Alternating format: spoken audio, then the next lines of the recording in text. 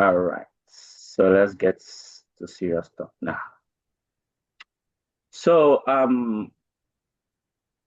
this is introduction to data analysis. So before we start, my name is Minyamachi Doziem, as you could see on my profile. But please, if the name is too long for you, instead of you to murder my name, please just call me Dozier. Okay? And please, no sir. Okay, please, Dozier is fine. Hello, Dozier. You ask your question, you make your remarks, or you make your observations. So please, while we run through this class, I know data analysis is a very broad, topic. So I know most of you before now have an idea of what data analysis may be. Some of you have already started working in the field.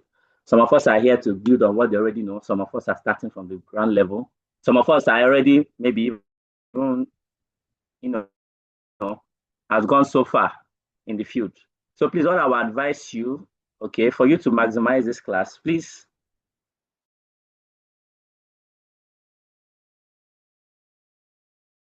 better than what I'm giving, but please keep it somewhere. Okay.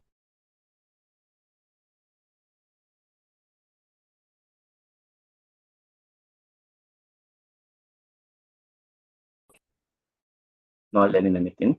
So while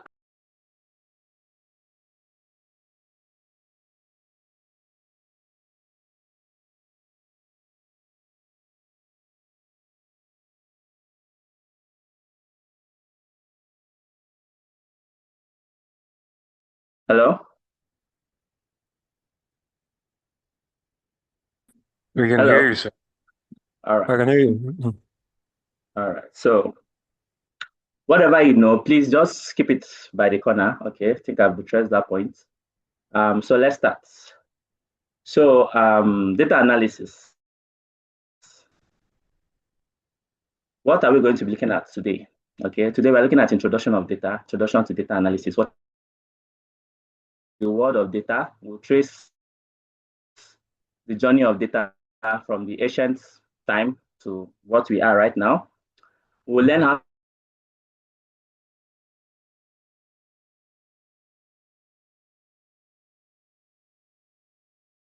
it is and its role in decision making.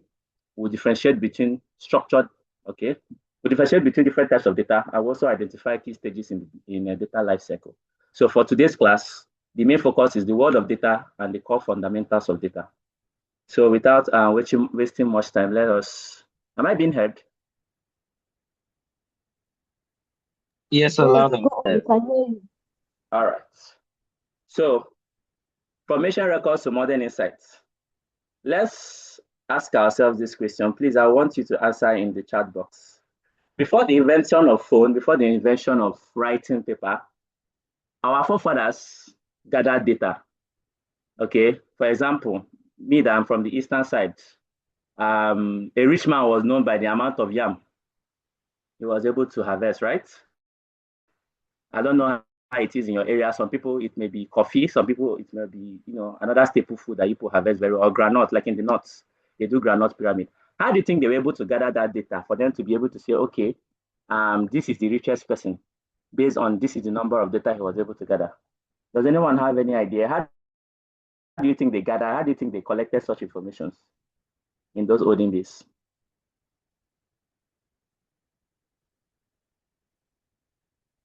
Please drop your answers in the comment section, in the comment section or in the chat box. Counting, okay. Someone said counting, okay. What were they counting? How were they recording it? Okay, I think the data was collected orally, okay. The number of bags of maize harvested. All right, okay. Orally counting in tally. Okay, beautiful. Beautiful, beautiful suggestions. Abacus, mouth to mouth. Oh, nice, nice, nice. Orally, I guess. Okay. These are all beautiful answers, and you are not far from it. Okay. So we are going to be welcoming you to the world of data analysis. In today's data-rich environment, you have to understand and interpret data because it is very, very crucial. Someone said that data analysis is a core skill. Okay, it's a skill that everybody should have. It's not it's no longer focused on just data individuals because at the end of the day, all of us are data analysts. you are practicing data analysis in your life right now as you speak. Okay, so we're also going to look at that. So you don't just have to, have studied data analysis before you say, okay, I'm a data analyst. Almost everybody are doing one form of informal data analysis or the other. Okay, so we're going to look into that. Okay, so we look at history, we look at the importance, we look at definition, we look at types, we look at the life cycle, and we look at careers, just as we've mentioned. So statistics, in the beginning of, in the ancient time, statistics were used. Okay, this is a reference to just Egypt. Okay, in our down here, we use things like cowries. Okay, there were times when we were younger, we used counter. We used to use counter to count. We will go and collect what is it called? The cork of bottled drinks. So we use it to count how many Coke we drank, how many Fanta we drank, things like that. All those things were the ways, were the informal ways we collected data, because then the sophisticated tools that we have now were not present. So we're using any form of informal way we could use. Statistics, writing on scrolls. Most of the Bibles and the religious books that we use today, that we appreciate today, the Bible, the Quran, they were all written on scrolls. Okay, so these were the ancient ways that those in the olden era before Christ, a little bit in the 14th century, 15th century, and all that. This were the way they collected data, because even before then, the application of data analysis was very, very strong. It's just that we didn't understand it then, or we didn't define it then as data analysis. So Egypt and Babylon pioneered data storage in clay and papyrus, just as I've explained, in scrolls, papyrus, clays. Some they use clay pots, they'll put whatever it is they want to put, count it there. So some back then, some the worth of a king is measured in their bags of gold or whatever metal that was precious at that time. So how many bags you had, you get, was what they used to qualify. Okay, this is a rich man or this is a poor man. If you read the Bible, or those who are religious that are Bible reading people, you will see that the wealth of Solomon was quantified based on the number of gold he had in his storehouses and the number of barns he could do. So counting had already started at that time. Taking notes and recording things were important. Okay, so abacus revolutionized complex calculations for early commerce. So after the time of Egypt and Babylon and our forefathers, where they use cowries and those informal ways, we now start using things like abacus. Okay, so using those abacuses made it a little bit more easier for us to be able to count data. So if you look at this picture that is here, or the visual that is here, you see a local representation of an abacus. This was when we were smaller. I don't know if we saw things like this. If you look below, you see a man writing on a scroll. You see someone that is trying to imprint something on a stick. Then you see here is an abacus. Okay, so these were the ways that data was collected. So census and agriculture. Egypt used data to manage Nile floods and populations. Yes, even in the olden days, the Egyptians, they used data to manage Nile flood, because the Nile would always flood from time to time. So every year, they would always mark the level at which the Nile River had reached. Okay, they were always marking it. Okay, it has reached this level, and at every point, the level it is reached, they can now be able to predict. Okay, for it to have reached this level by this time of the year, meaning that the flooding will be much this year, or meaning that the flooding will not be so much this year. So those sophisticated way of calculating were no longer there. Those of us that were small, I remember when in our former house, while growing up, we always use something to mark our height. We use ruler and mark it somewhere on the walls of our houses. So the more you grew taller, the more you continue to mark. That one too is another informal way of collecting data. So data has always been part of us. We've always yearned, as normal human beings, as human beings that we are, to want to gather data. So even in census and agriculture, Egypt used data to manage life floods and population infrastructure. Babylonians applied data to massive construction and urban planning. So we go back to what is next. So modern analytical foundations. Okay, we've seen it from the before Christ point of view, the olden days, the 4th, 5th, 6th century. So let us come a little bit closer from the 18th and to the 19th century. How has data evolutionized? Okay, so we've left the days of counting sticks, counting calories, counting other things. Okay, so by the 18th and the 19th century, statistics emerged as a formal discipline for statecraft and science. So as we continue to emerge, statistics came up. We started applying, things like mean, things like mode, things like standard deviation. It was not just all about, okay, what is the number of, how many bags of gold you have? We're now looking at, okay, in the whole of Egypt, what is the average gold that Egypt had? Okay, so they were now looking at it no longer as a singular term.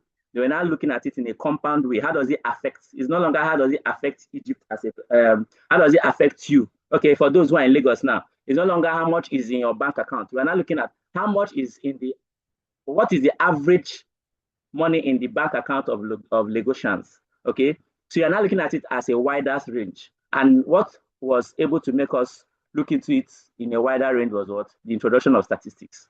Okay, so William Playfair pioneered data visualization in inventing line, by inventing line, bars, and pie charts. So we did not just stop there as human beings. After we've been able to say, okay, mode and median and all.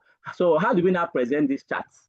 Okay, because it's not everything that is going to be in numbers. So that is where William Playfair came, and he brought in data visualization. So that is why we're able to see all these bar charts, line charts, column charts, and all that. Okay, so this way you could be able to look at a visual representation and say, okay, you don't need to actually look at the numbers, just the visual representation. You can be able to know that, okay, this is what this data is talking about, or this is what I'm expected to see from this data. So Florence Nightingale applied statistical analysis to revolutionize healthcare and sanitation. So Florence used data analysis, statistical analysis to revolutionize sanitation. So in the olden days, she used statistics to count the number of dead people. She used it to count, she was able to relate how sanitation was affecting the life of people that were living in it. Okay, so data analysis, this is another part we're now talking about, identifying patterns, looking at how does this affect this. Okay, how does your salary affect your buying power? How does, first of all, we started by just knowing, okay, how much salary do I have? Okay, that is the first stage. Okay, but as it continues to progress, we're no longer looking at, okay, Lagos has an average salary. Okay, the average salary of people in Lagos is 10 naira. That is one way to look at it. That was, okay, at the 18th century, when we were just looking at the statistical level of it. So as we got into the 20th century, we started looking at, okay, what is the relationship between the average salary of Lagosians and the quality of life in Lagos? Is there any relationship between it? So we're now saying, looking at, is there a relationship between the average age of people in Lagos and the kind of fashion they have? So we're now started relating one data point to another data point. It was not just about seeing it from just one, okay, people in Lagos is 10 naira that is the average cost, or is 15 naira that is the average cost. So they're looking at it. How does it affect this? How does it, how can we bring it? What story does it tell? What can we really say from this? Not just about the numbers, because if it's just about the numbers, it's useless. But you can actually say, okay, this number, this is the story behind it. This was what we're able to do. This was what we're able to derive just from this number. So in the 20th century, the birth of mechanical and electronic data processing systems.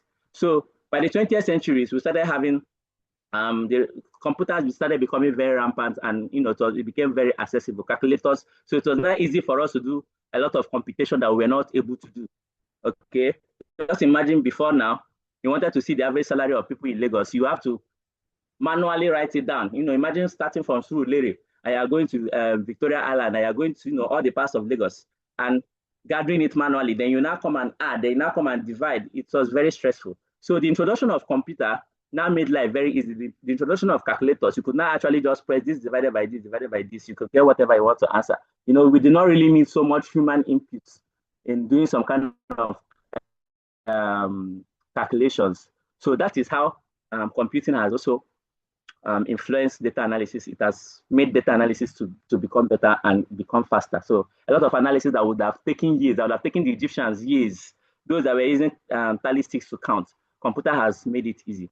So complex calculations, new inventions enabled rapid analysis for massive data set to scale. So new inventions, every day we are bringing out smarter and smarter systems, smarter and smarter laptops, quantum computing. These things are now making calculations that would have taken us days and years to compute. They are now being made in what? In minutes, some in seconds. Okay, so that is how data has evolved over the years. So before we continue, does anyone have any question? Does anyone have any question before? Drop it in the chat. You can unmute yourself and answer.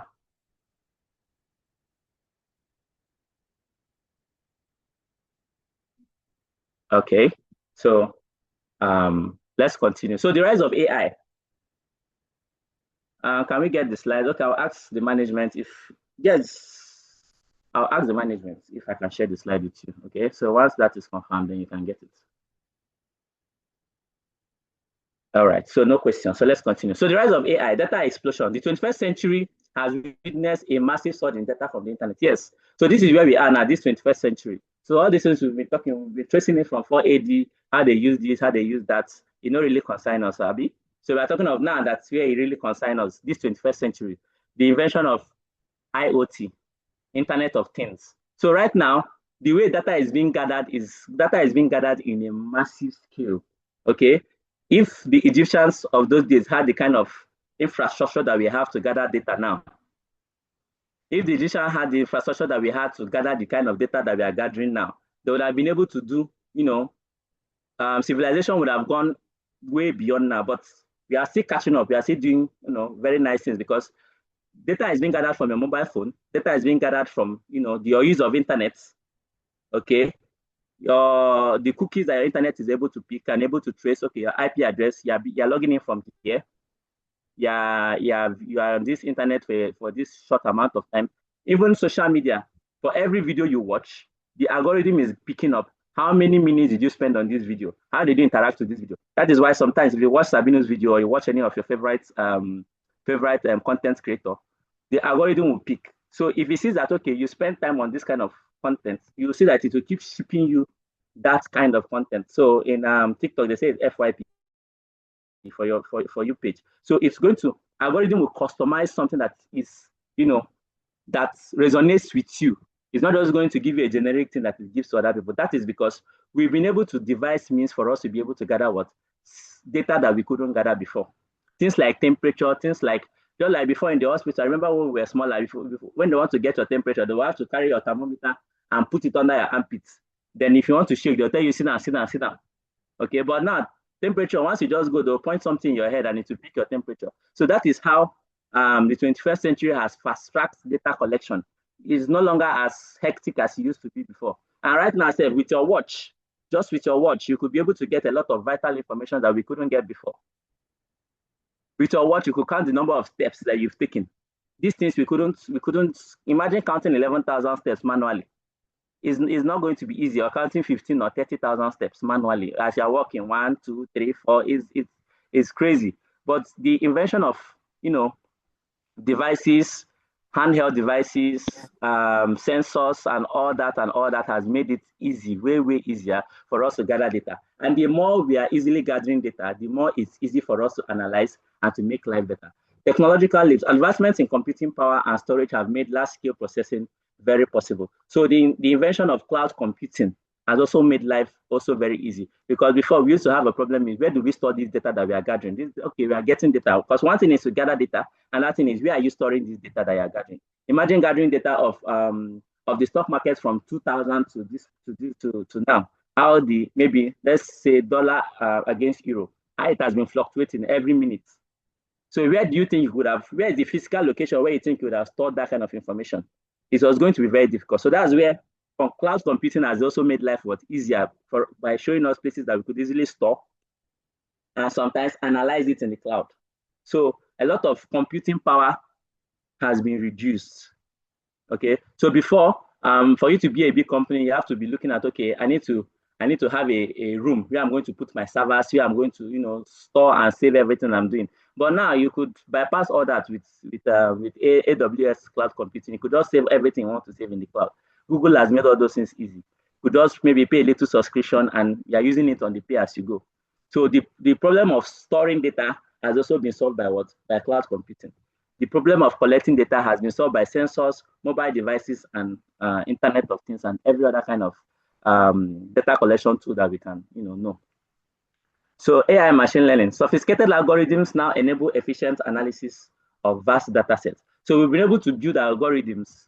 There've been relationship between computer science and data scientists, and they've been able to build algorithms that could do machine learning tools They could do supervised machine learning, unsupervised machine learning. We can now predict from the data we have. We're no longer analyzing.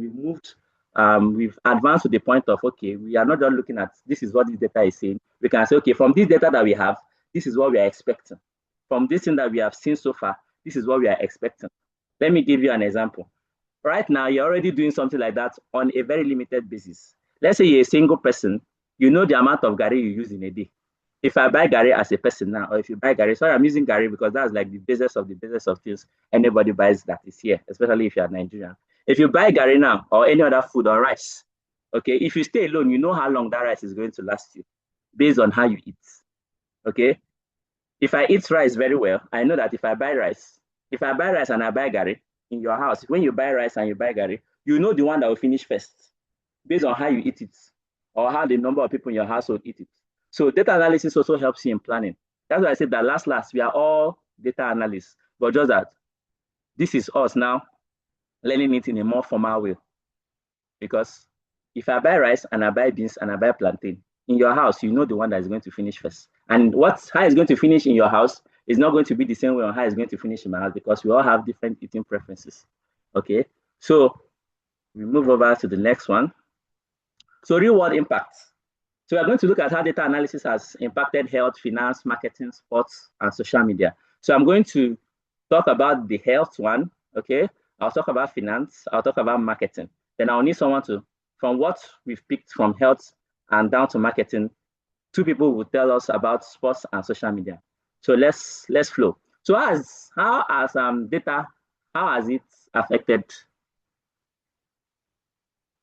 Okay, can we see that cloud storage has overridden the traditional way of storage, or both are still used side by side?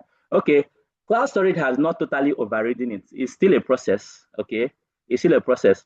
You can't, a little school that has about, let's say, 500 students, okay, they may not necessarily require cloud storage because, I mean, whatever data they need to gather from 500 students, they can just put it in an Excel workbook, okay? So, but you cannot compare it to a school of, let's say, 10,000 students or like a university that is bringing in like 4,000 students every day.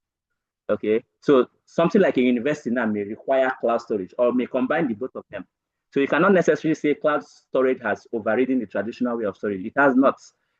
The traditional ways are still being implemented as we speak. But when you are looking at it in a large scale, okay, what cloud storage has done is that it has made it easier for those who use it in a large scale. It has eliminated that problem of, okay, how do we store this large data that we are collecting? Okay, so for those of us that are still running small business, that is, a business is like 100K a day that you sell. Okay, for now, you can just start with the traditional way. Okay, you can now move over to cloud storage where you're looking at, okay, I don't want, if this system that I'm saving into lost now, how do I get this data back? So that is the situation where you cannot be backing up in cloud. Okay, but for someone like you who just has a small store or who is just picking up, you don't really need cloud storage as this is sacrosanct. If I don't have cloud storage, I cannot start gathering my data. Okay, so that is that for that. So let's look at how the real world impacts of data analysis in healthcare, predicting diseases, outbreaks, and improving patient care. So data analysis has helped us in predicting diseases and outbreaks.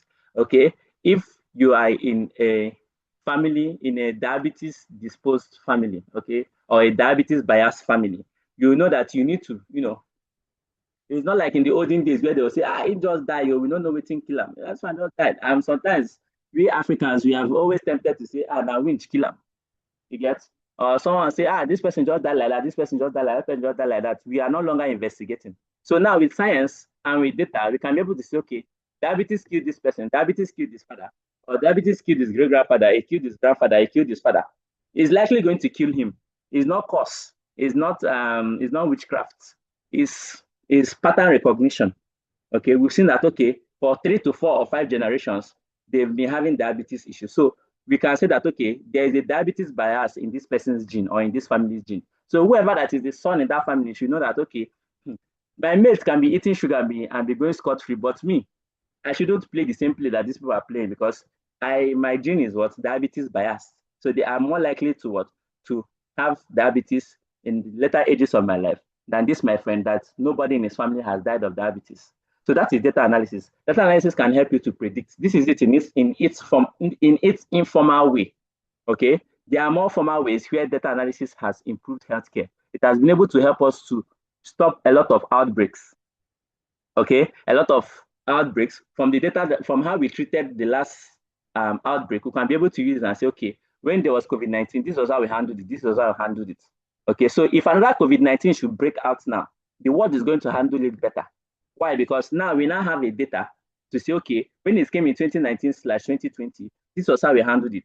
So if it comes again, we'll know that, okay, these are the hotspots, these are the things we should do, these are the things we should not do. That is working with what? Data analysis. We can actually now use it to predict and say, okay, when it came here, it killed 5,000 people. When it came in 2020, that's not the number of people it killed, please. When it came in 2020, it killed 5,000 people. If we can implement this, if we can do this and we can do this, we can limit the number. If it should break out tomorrow, we can limit the number to what? To just 1,000 or to just 500, or we can even eliminate the number completely. Now, the number of malaria infections that are in Nigeria are dropping as the day goes by. Why? It's because we are learning every day. We are collecting data every day on malaria. And because of that, we are making better drugs. We are making better, we are putting better things to make sure that things like that do not happen. We are getting mosquito nets, we are getting mosquito repellents. Every sector is bringing in something new to try and, okay, let's combat this thing. This thing that used to kill people before, let's combat it. There are a lot of reasons why the Europeans did not explore Africa the way they should have at the beginning time was because malaria was still very new to them. So when they took the disease back, studied it and all, they were able to say, okay, penicillin was developed and other diseases, other cures were developed and other things, drugs were developed. And they kept testing and testing and testing and testing to the Amatem and Coatem that we're having today and tomorrow.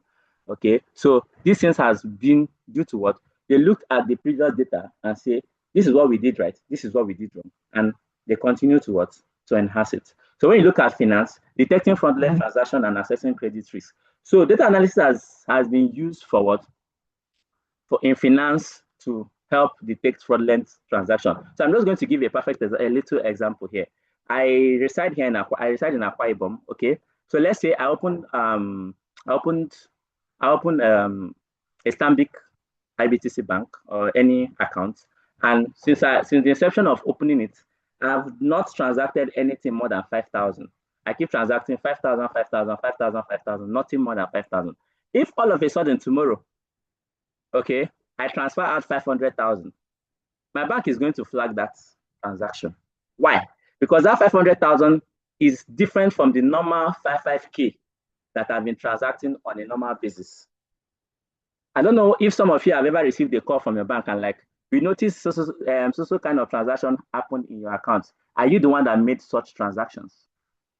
That is because the system has flagged that transaction and say, this transaction is not in the same pattern with the way this guy behaves.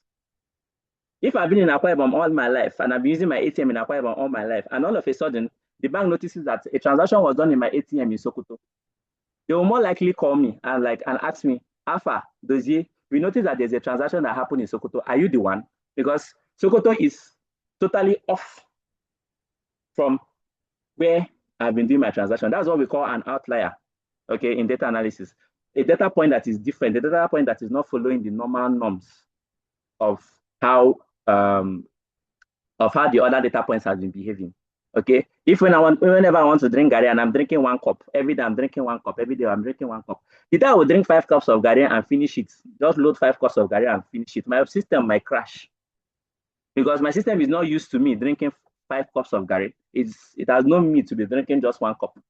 The day I will drink 5 cups, my tummy will be filled. I will be very uncomfortable, or I might have a running stomach, depending on how my body will react. But my body will definitely react differently because it will flag it, because this is not the way that I behave. So when you bring that and bring it into finance, that is the way a lot of fraudulent transactions are detected. So that is why as more laws come out, as money laundering laws come out, they'll say, okay, as an individual, whenever you want to transfer above 5 million, you must report to either EFCC or there are some forms that they want you to fill and all that. Okay, because there is a threshold that they expect you as an individual to use, and there's a threshold that they expect what is it called, a corporation to use. Okay, so these patterns are different. Now, this is me and my 55K. okay, and I now transfer 100, and I transfer 500K, and they are calling me. But Dangote can transfer 500K tomorrow, and nobody is going to call him because this is what, from his part herself, that is even a small money. That might be a little money to the kind of transaction he makes. So that one now is specific to him. Okay, the analysis and the fraudulent detection that is being done on him is going to be different. And what is the analysis for me is also going to be different because what is high for me is relative, could be low, could be very low for another person. Like Mr. Godwin now, 5 million might just be a little transaction for him. It may be something he does on a daily basis. So if he does it tomorrow now, his bank is not going to call him, Oga, we notice that 5 million was removed from your account because that is not a small thing for him. Okay. But for someone like me now, if I move 5 million from my account, anyway, insufficient funds will try call me first. Ask me, am I joking? Okay. So that is just how data analysis has been used in finance. Pattern recognition to recognize the pattern of every account. And when you do something that is off from that account, it's going to flag it. So another thing is credit assessment risk. Okay. If you've been borrowing loan and you've not been paying, okay, they are going to learn and say, okay, this person is not what? The system is going to learn that you do not what? Do not pay your loan. And because you do not pay your loan, your chances of getting loan in the future is going to be what? Is going to be reduced based off of what? On the data that you've been gathered, that has been gathered on you. So now we look at marketing, targeted advertising campaigns based on consumer behavior. This is very simple. I don't know how many of you that have searched for shoes before. Okay, you go on Google, you search shoe, and immediately you go into Facebook and you scroll, you start seeing where Temu or Jumia or Konga is advertising shoes for you. If you've seen something like that, please give me a like or a thumbs up. Have you noticed something like that? You buy shoes in the market, or you search for shoes, or you search for anything at all you're searching for. Then immediately you go on social media, you see adverts, either from the normal e-commerce that we use in Nigeria, like Temu, Konga, and the rest, or you're seeing it from, thank you. Is it just Esther Appman that has experienced such? Who else has experienced such? You go and search for baby milk, and all of a sudden, you're seeing baby milk everywhere. Oh, okay, okay, okay. Beautiful. So that is because of what? Data analysis. Okay. That is only possible because of what? Data analysis. Remember, I told you that when you go online, the system searches is speaking how long you're staying on things, is speaking what you are looking for. Okay. So these things.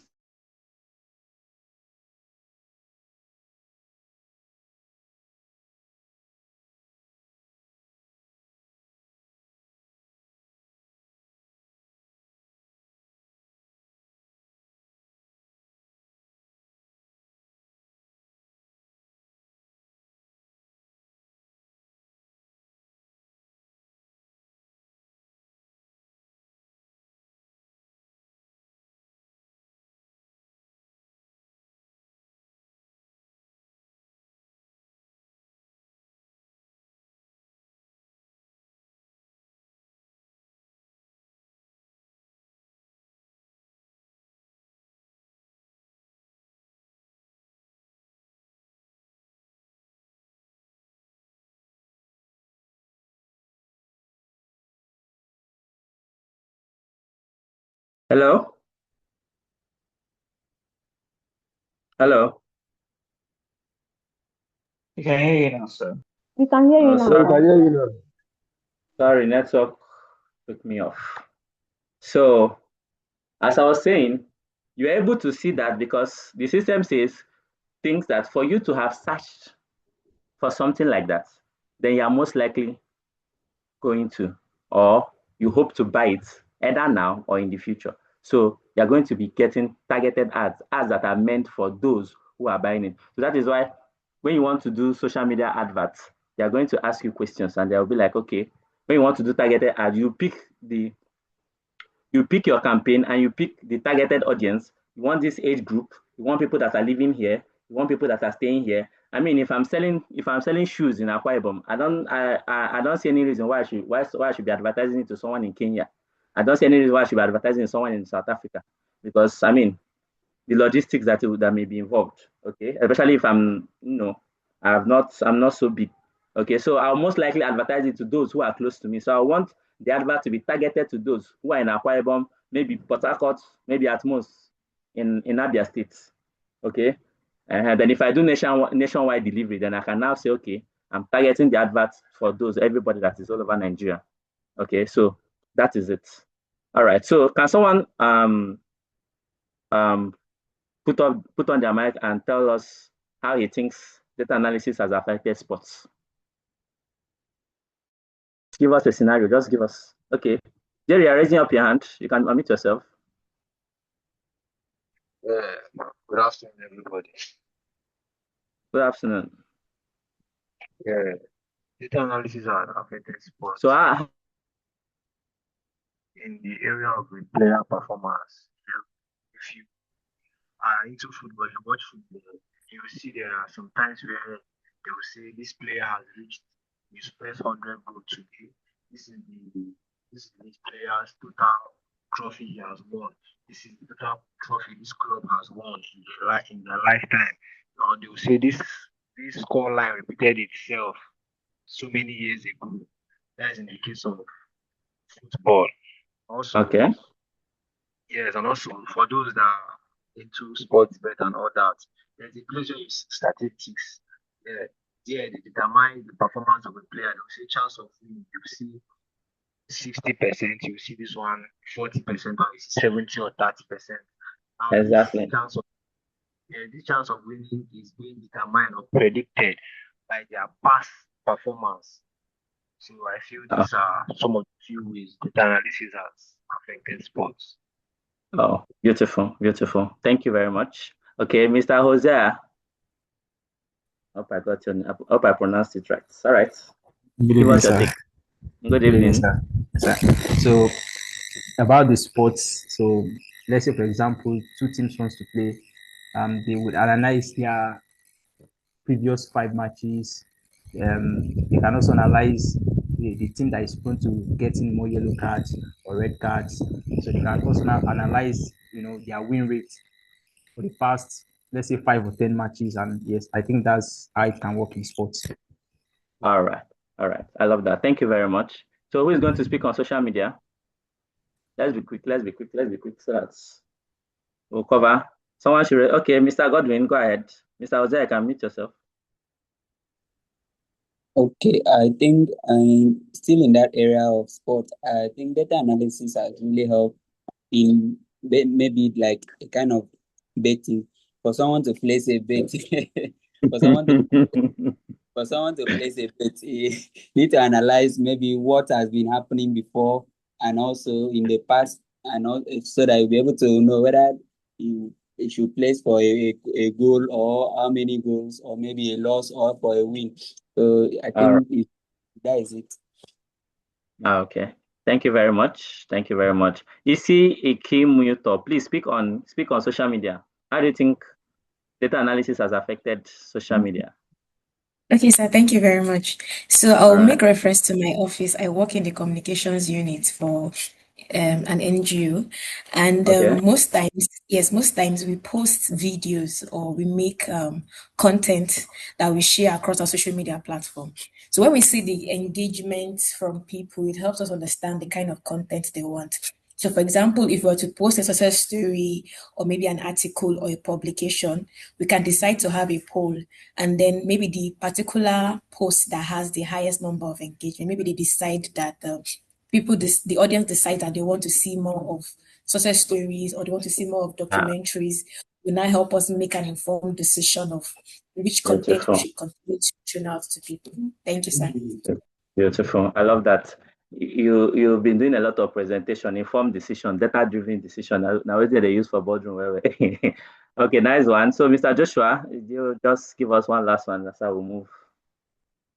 Uh, Thank you, Mr. Dozie. Okay.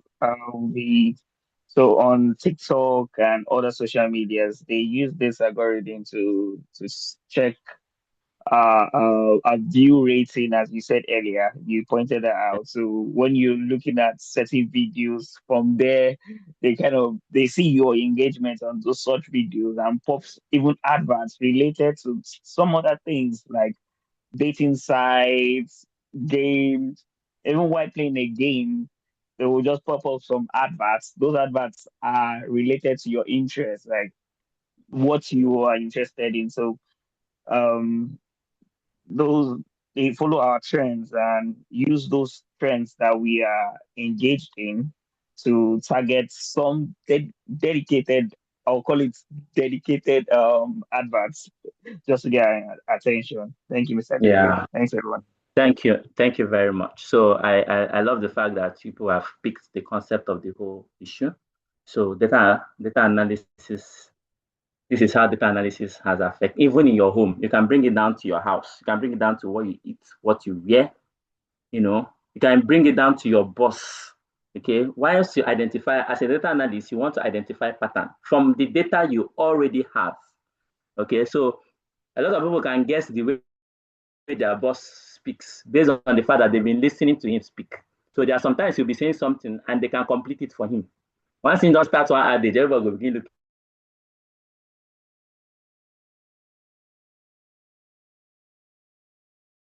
looking. Well, everybody on the turn, he not start again, no, he not come. That is what is based on what we've already understood. Say, how this guy starts. Even in church, there are people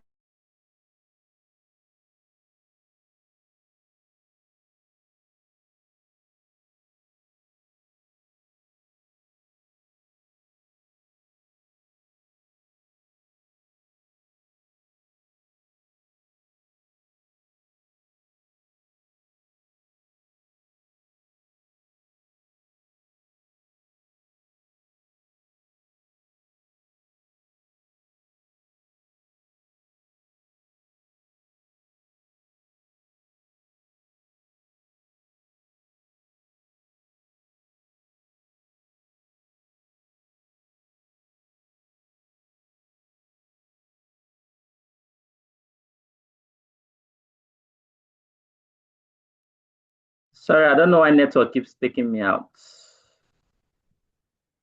on Nigerian network. Can you hear me now? Hello? Yes, I can hear you. Yes, I can hear you. All right, beautiful. So, Yes, I can. Yes, please. Yes.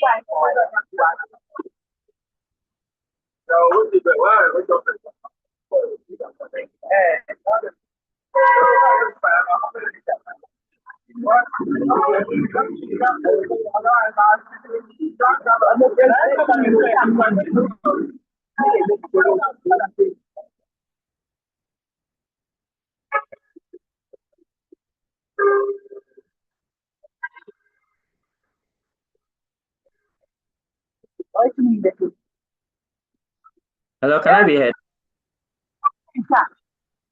Hello? Please, Yes, I mute can hear yourself. you. All right.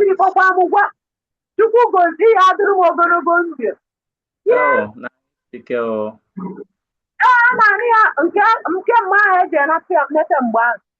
Please, let's all mute ourselves, please. Okay. All right, everybody's off. All right, thank you. So, let me share back. Can you see my screen? Yes, I can Yes, see. I can see us. All right. So we've seen a little bit history of what data analysis is. We've seen how data analysis is affecting our day-to-day life. We've seen, some other stuff on data. So what is data? What is data analysis? What is data analysis? Data analysis is like detective work with information. Okay. I know most of you don't see CIA and FBI. You've seen CIA and FBI movies, all those spy movies. Okay. What I tell my students or people that I teach is you cannot say you want to be a data analyst without being a detective. You must always want to ask questions. You must be very inquisitive, or else you can't be a data analyst. If you are just okay with how things are flowing, you don't want to understand why is this thing going like this? How is this thing going like this. Why is sales so poor? Okay, when they tell you, sales is poor, you be like, okay, how many did we sell today? We sold five gallons of beer. Okay. How much? As a data analyst, you want to understand the story behind every data point, be it good or bad data, or be it good or bad, you know, story. You want to know the story behind it. Why is it like this? How is it like this? How can we make it better? How can we improve on it? How can we record it so that in future we'll be able to maintain, something like this?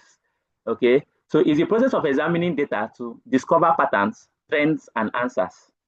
That's basically what you're doing. You're asking questions and you're answering questions. You're looking at the data. You're not just satisfied with, oh, the economy is dwindling. Why is the economy dwindling? Oh, we're not producing enough fuel. Why are we not producing enough fuel? Why are we not producing enough crude oil? What's happening? Is it that the crude oil reserves, or is it that the ground is no longer, the earth is no longer giving us crude oil, or is it that the people that are drilling are no longer drilling well, or is it that the logistics of moving it from the rig to where it will be, processed? What is the problem? Is it a logistics problem? Is it a natural problem? You want to understand. You're not just okay with, oh, the economy is failing and you're not relaxing. So if you're an economic analyst, you just want to know what's happening. If you're a health analyst, you want to know, okay, this person has diabetes. Why? Is there a history of data? Is there a history of diabetes in his family? What is his sugar level? What is his HbA1c? You want to look at it. You want to look at it. You're not just okay with just, oh, okay. The number of HIV patients in Nigeria is increasing. No. Okay. No. If you are okay with that, then this field is not really for you. Okay. Right. Asking the right question is the core foundation of being a data analyst. The goal is to gain insights and make better, more informed decisions based on evidence.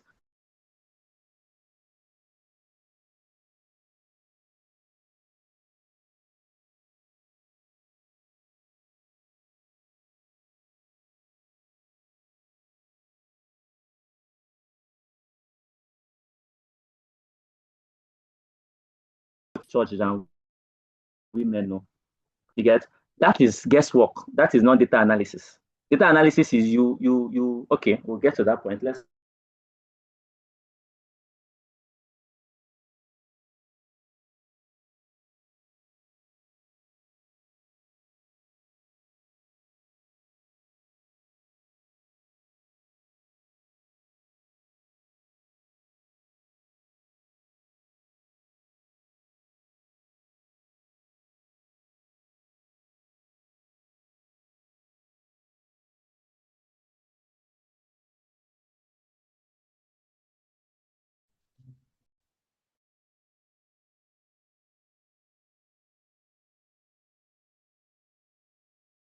Can you hear me?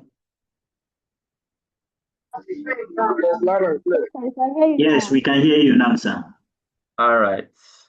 So these are the things. If you're working in network in the in network business, you want to know why does data fluctuate when the weather is bad? Sorry, why does network fluctuate when the weather is bad? So this is something that a data analyst could investigate. But that's by the way. Okay. So I was saying, what is data? Data is just raw information. Okay. Like, let's say Mr. Ozezi now. Someone can ask, what is his height? Okay. Someone can say Mr. Ozezi is tall. If you use that he's tall to describe him, that's a data point. He's tall. Okay. Then someone can decide to go more precise and say maybe he's 6 feet 1 or he's 5 feet 9. Okay, someone can decide to go through the number route. Another person can just decide to give him a subjective answer. Okay, Mr. Ozezi is tall. Now, but there's a problem with a subjective answer and an objective answer in data, and a subjective data and an objective data. A subjective data is bound to what? Interpretation. Because if you say he's tall based on what? Okay, because what is tall here in Nigeria is not the same thing with what is tall in Japan. I don't know if you understand. Someone that is 5'7", 5'8", 5'9" could be considered a tall person over there. Okay, but here, before we really say you tall as a guy now, you need to be like at least above 6 feet, 6'1", 6'2", 6'3", and above. Okay, so if you say he's tall, that is a subjective statement, okay? But we are going to get into that anyway. So the process is examining the raw data. So I'll explain what data is. Data is raw information, anything raw. What is the size of your leg? What's the size of boot you wear? What is how much are you selling? How many people comes to buy things? That is raw information. Okay, there is no story behind the information, it's just raw data. How many times does NEPA bring light in a week? NEPA brings light 3 times a week. That is just raw data. Once you record it, once you record that raw data, a collected raw data, okay, a collected raw information, sorry. Once you record that raw information, that is what is called what? Data. Okay, raw information, that is what? A collected raw information. That's just what it is, as simple as that. And information can be of anything. It could be a video, it could be a picture, it could be anything, any form of data. Okay, but it is raw. There is no story. What makes it? It's just data. Is just what? There is no story behind it. It's just a data point. It's just any other number. Okay, so the detective is like solving a mystery where the evidence is hidden within the numbers and facts. Okay, so you're not just the detective side of it is you are not just comfortable with, okay, our sale has been increasing, okay. So the detective side of it is you want to know why is sales increasing? We have been performing so bad. Why are we doing so well all of a sudden? Okay, like how Naira now is doing well all of a sudden. Okay, and Nigeria is and everybody is rejoicing. Oh, Naira is doing well against the dollar. The dollar is falling against the Naira. And we'll just be like, well, it's falling against the Naira. An analyst will want to know why is it happening like that? What is changing? If you're a financial analyst, you will not just be comfortable with the Naira is performing well. You want to know why is it performing well? It was, I think, at the beginning of this year, it was around 1.5 or 1.4. Now it's 1.3. So you're not just comfortable with that. There's a 200 naira good performance for the naira. You want to know why is that? Why that number? Why? What really happened? Is the government printing more money? Is the government getting more dollar? Are we importing more? There are a lot of story behind that 200 naira that a financial analyst can decide to do what? To investigate. So you should not just be, just be there. Okay, so the goal is transforming raw information into actionable insights. So all your analysis and analysis, there should be transforming it. You should be able to do what? Be able to make data-driven decision. This English is a very big. Is if you've been in boardrooms where if you never hear this English more than 5 times, then that means you must be sleeping in that boardroom. Because data-driven decision, what does it even mean? Okay, based on the data I have, I can be able to tell you that this thing is going to happen like this. That's just what data-driven decision is at the end of the day. Okay, based on this thing I've studied. Okay, yesterday we made 5 naira. Today we made 5. Today we made 10 naira. Okay, let's say today is Tuesday. Let's say Saturday we made 5 naira. Sunday we made 5 naira. Monday we made 5 naira. And today we made 5 naira. Based on this data now, if I say tomorrow we'll make 5 naira, I am not wrong. I don't know if you get me. If we've made 5 naira from Saturday till now, and I postulate, okay, that we are going to make 5 naira tomorrow, I'm not wrong. Now, what is the decision now? I can be like, okay, since we've made 5 naira so far, and we have staff, and we have 10 staff, and we need only 1 staff to make 5 naira, I can decide to fire 9 staff based on that information. That is what is data-driven decision.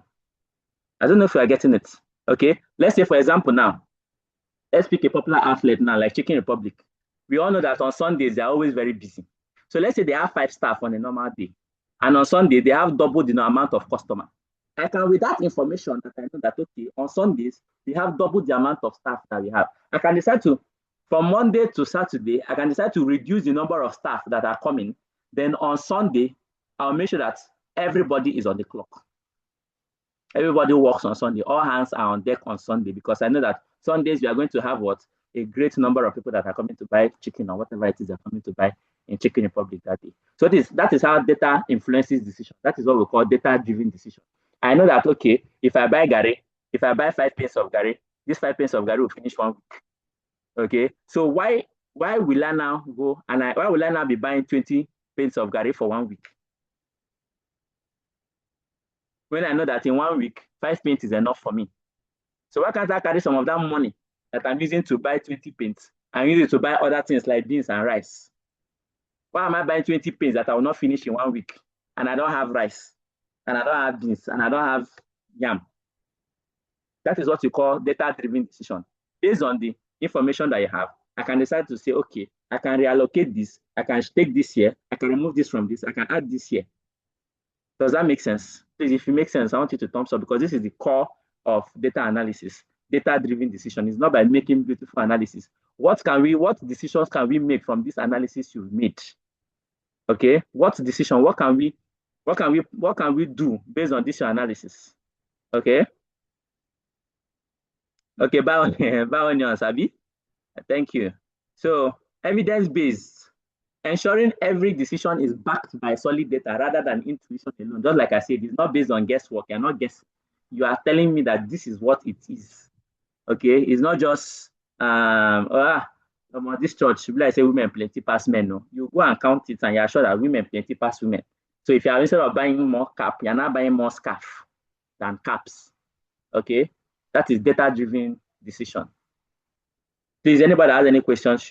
This is a very important part of data. In short, this could be the most important part of this whole presentation. This deck, understanding this deck is the crux of the matter. So if you have any question, please, by all means, ask.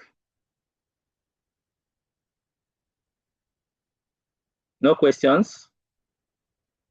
So everybody understands what data is and what data analysis is, right?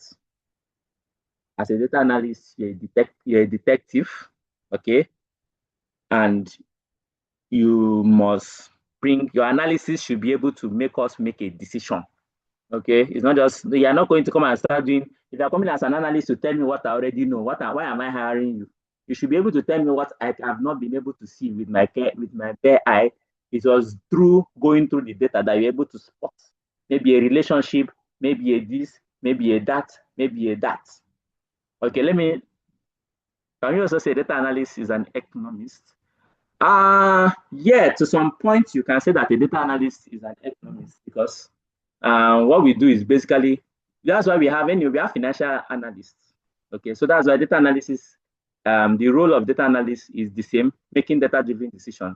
But the nuance of data analysis in every field is different. Okay, because a data analyst in the health field, okay, he's looking for something else. A data analyst in the logistics sector is looking for something else. A data analyst in the spa industry or in the hospitality industry is looking for something. Looking for how you can get more. Yes, we have economic analysts, we have financial analysts, we have analysts for almost even the educative analysis is there. Okay, so sales analysis, anything. There's no limit to it. Okay, so any other question? Yeah, data analysis cuts across every single field.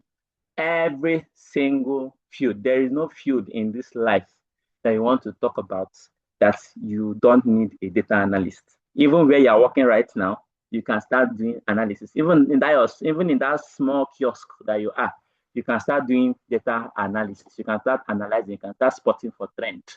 You can be able to say, oh, on Sundays, people come to buy more geisha.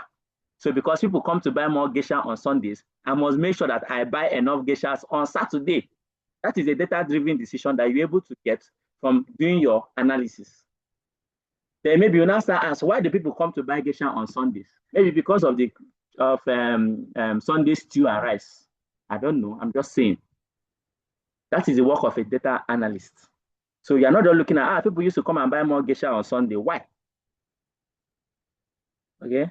So that's it. So we move over to the next part of the slide.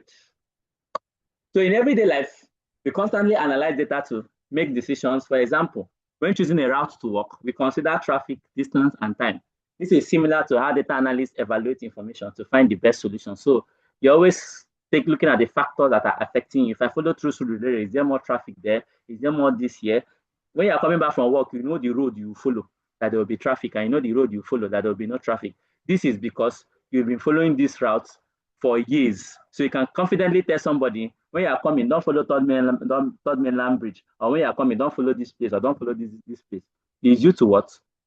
You've been going on this route. I cannot come to Lagos today, like I don't stay in Lagos. So I cannot come and tell you where to follow and where not to follow because I do not have the data. Okay? I do not have the data to tell you, okay, this is where hold up is or this is where no hold up is. But you that have been in Lagos for years, you have the informal data, in the sense I call it informal in the sense that there is no way it is actually written down. It's not a collected data. This is just based on personal experience. So informal data, you can say, oh, when I passed here on Sunday, it was like this. When I passed here on Monday, it was like this. So therefore, I think it's going to be like this tomorrow. Okay. So that is it. So we now look at types of data. Okay. Look at types of data. What are the types of data? We're going to look at types of data in terms of structure. Okay. We have what we call structured data. We have what we call unstructured data, and we have semi-structured data. So what are we even talking about? Structured data. What is structured data? Structured data is, as the name is called, is data that has columns and rows. Once you see any data that is in tabular form, as far as it's in tabular form, that data is what? Is a structured data. Okay, if I make a table now that I want to collect all the information of people here, I can put the first column will be rows, the second column will be names of people here, their age, their height, their location, all that and all that and all that. And I put it in a spreadsheet. Okay, that is what we call what? A structured data. Okay, then we have unstructured data, data without a predefined format. Example, text documents. Okay, if I write a letter to you, that is what? That is still data, but that is not a structured data. That is what? An unstructured data, because it's just a letter. If I send you a picture, that picture is what? Is an unstructured data. If I send you videos, they are all classified as what? Unstructured data. What really qualifies something to be a structured data is when it's in a tabular form, when you can actually see the numbers explicitly. Okay, in every row and every column, you can actually find each numbers to each person. Okay. Then when it becomes something that you cannot, there's no explicit definition, so something like a text document, something like letter, something like images, something like videos, that is an unstructured data. Then we have semi-structured data. So data with some kind of organization, there is really not so much structure, and there's still not, it's still unstructured to some point. So there's a balance between the structured and the unstructured. So files like JSON file, XML files, they are all what? Unstructured data. So is there any question at this point? Or can we move? Don't worry, this one, when we start doing the practical, when we start looking at hands-on this thing, you understand it better. But so far, so good. Is there any question? If data helps solve real life issue, why are we not progressing in data-driven decision as we should? I know in health, financial and educational sectors especially, data always existed, yet we have not been able to break some major grounds. Okay. If data helps real life issues, why are we not progressing in data-driven decision as we should? I don't want to agree with you that we are not progressing. Who's typed this question? Augustina. We are actually progressing more than you think.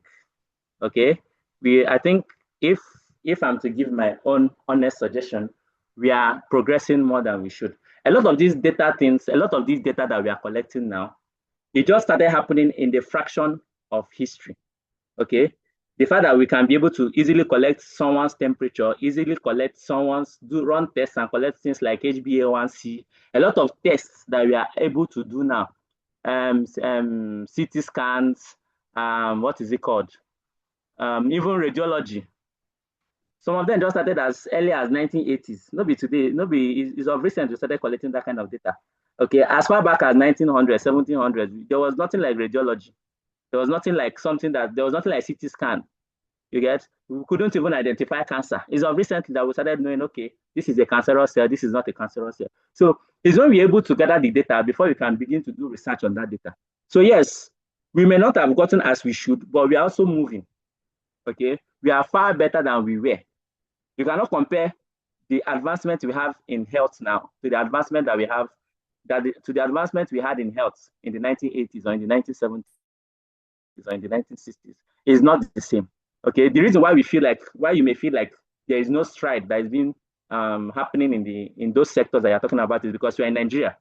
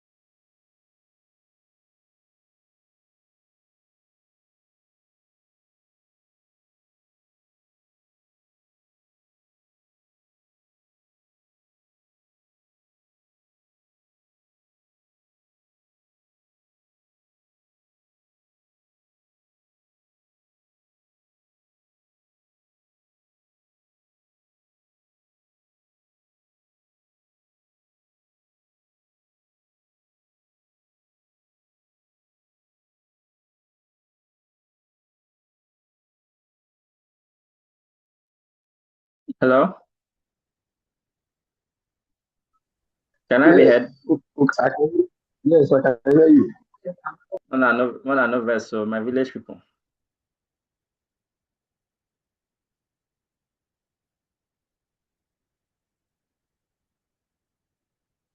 My village people, though.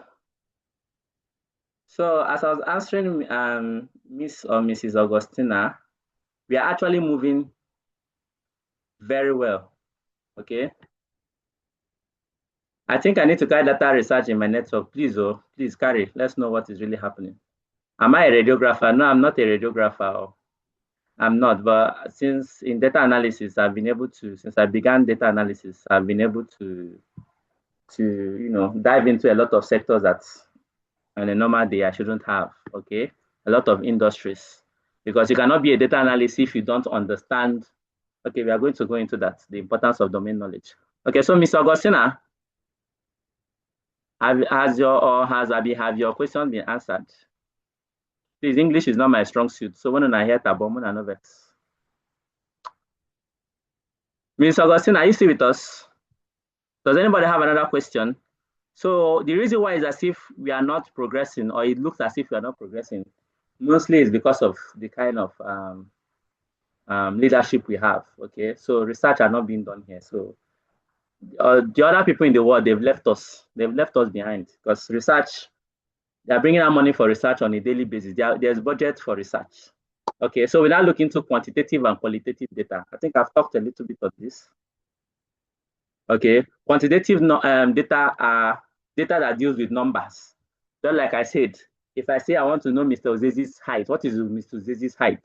Someone can answer Mr. Ozezi is 6 foot tall. Another person can answer that Mr. Ozezi is tall. Those are two different answers. One is qualitative, okay, and one is what? Quantitative. So the one that is qualitative is not number based, okay, it's categorical. You just categorize him to either tall or short, okay, while the quantitative one gives us the real number. Is either, or maybe he's even short, because this Mr. Zizi, he looks very tall here. If you be saying no tall, I'm joking. So I'm tall. you go tall say you short. So as we were saying, that your tall now is very subjective, because tall as how to what you get.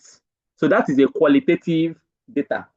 Okay, if you say this person is beautiful, that is also what? A qualitative data, because beauty now is subjective. Beauty as how now? Because what is beautiful to me is not beautiful to you. As the old people used to say, beauty is in the eyes of the beholder. I mean, that's what they talk about. So beauty standards are different. Okay. Anything that enters that is not in anything that cannot be, any data that cannot be entered quantitatively is mostly open to what? Is mostly open to what? Debates. Is mostly subjective. So that is why mostly science is what? Number based. That's why you see things in physics. There is what you call SI units, there's standardization. So that what you're measuring here, even if you take it to China, if you measure this thing's hotness and it's 5 degrees centigrade, if you take it to China, if you still measure it, you're going to get what? 5 degrees centigrade. But if you carry something and say, oh, this thing is hot, oh, if you take it to those that are in Russia, oh, that hot, that thing that you feel is hot, you feel no hot to them. Okay? The same tea now that if you are drinking, I know, this tea hot, oh. Another person will drink it and drink it like he's licking sweets. I don't know if you understand. So that's the difference between qualitative data and quantitative data. But if I come and say this tea you are drinking is 50 degrees centigrade, that one now, if I put it in my mouth, it is 50 degrees centigrade. If you put it to your mouth, it is 50 degrees centigrade. There is no room for arguments. Okay, because it's an objective data point. Okay, anyone, anywhere can take that and go to the bank. So if we further look at quantitative data, we have discrete, okay, and we have continuous. Discrete is countable, whole number, e.g., number of students. Discrete numbers is, there is no decimal to it, okay? Something that you cannot add decimals to. I don't know if you are getting me. Like, okay, let me ask a question. I'll ask some questions and I want people to classify it as either discrete or continuous. Are you ready? Are you ready? Where is that? Where is that? Yes, we are ready. We are ready. Yes. All right. Yeah, All right. Let's see. My account balance, is it discrete or is it continuous? Continuous. It's continuous. It's continuous. It's It's continuous. Why is it continuous. continuous? Why is it continuous? Because it has decimal. Kobo. Naira and It's Kobo. measured in decimal. Naira, Alright. kobo. Okay. What of my the example is there already. The number of students in this class Oh no. is what? Discrete. Discrete. Ah, okay. Yeah. What of the number of houses in Lagos? Discrete. Who can tell me why it's discrete? Because there's no one and It's countable. Okay. Thank you. I think we've gotten a grasp of this. So now we understand what discrete. Okay, everybody can now mute yourself back. Thank you. People clap for yourself. Hey, pam, pam. Again. All right. So mute yourself, everybody. Nobody is clapping, no.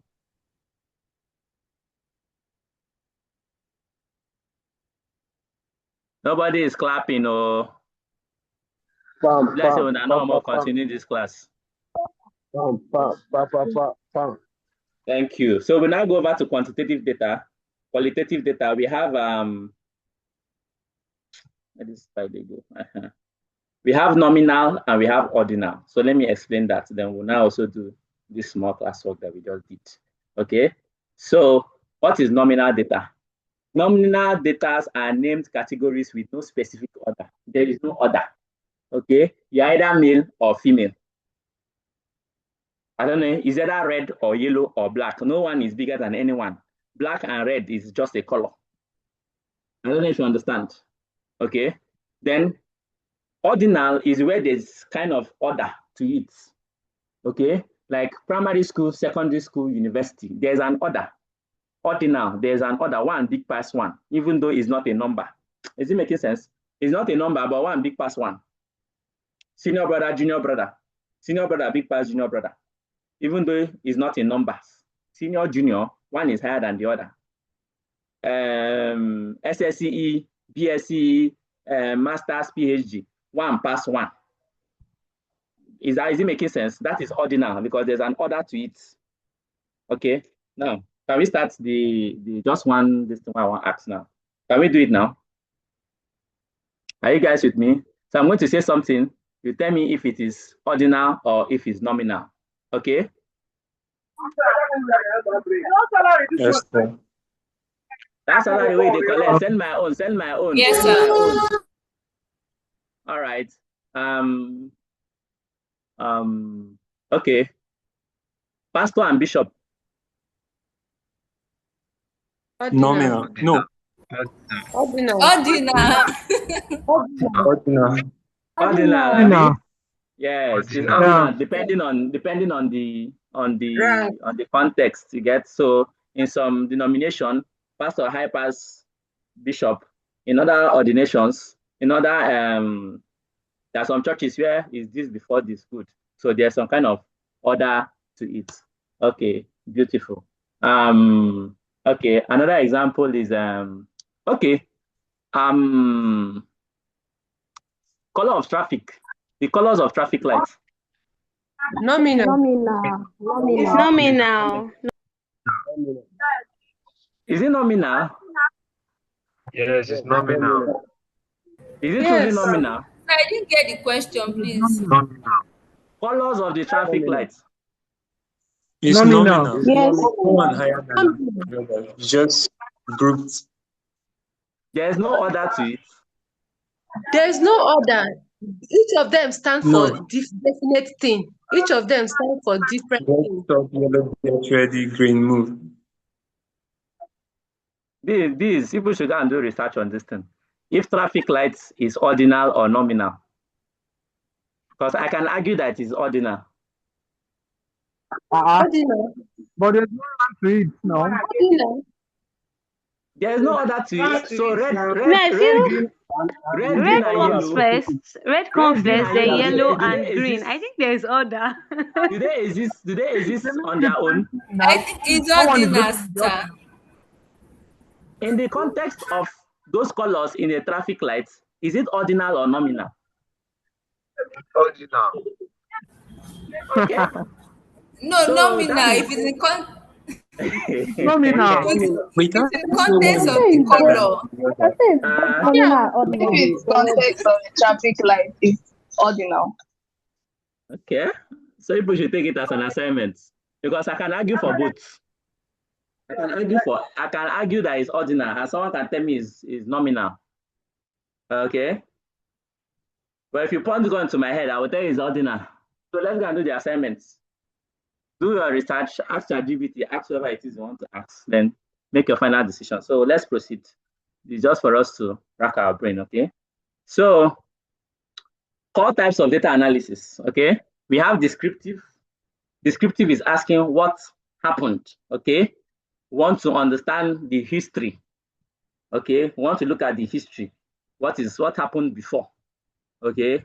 We're not looking at what's new, all right? What happened before? So that's what descriptive analysis is. We want to look at, okay, this data you have given me, how many, okay, like if you tell me to come and analyze your store for you, okay? The first thing I want to do is I want to do a descriptive analysis of your store. I want to know how much do you sell, how much have you sold totally, how much have you made totally, how much profit have you, I want to look at it in a whole. I don't even want to come and start, breaking it down to, okay, how much you make in a week. All those one is another one. I just want to have a descriptive understanding of this your store. When do you open? When do you close? What time do you? How many sales do you make? How many sales girls do you have? How many? I just want to know it in how many, what, how. When is your sale? Like, is it okay? Am I making sense? Then the next one is diagnostic data. Why did it happen? Okay. The first one I want to know. Descriptive data is what happened. I just want to understand. Now, diagnostic data is why did it happen? Now, I'm not going deeper. I'm not asking why. Okay, I'm not looking at potholes. I'm not looking at loopholes. I'm not looking at, okay, we made 10 million. Why are we reporting 50 million?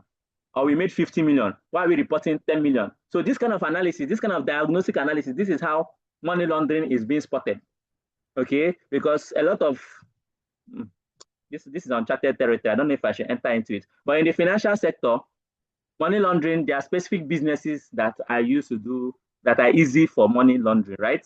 Businesses like bars, businesses like nightclubs. You cannot really come and tell me if I report that I sold 100 million naira worth of drinks. There's really no way for you to come and prove to me that I did not sell 100 million naira worth of drinks, because if there's no standard rates for selling drinks, because the same Fanta that is sold 5 naira here, if you take it to another place,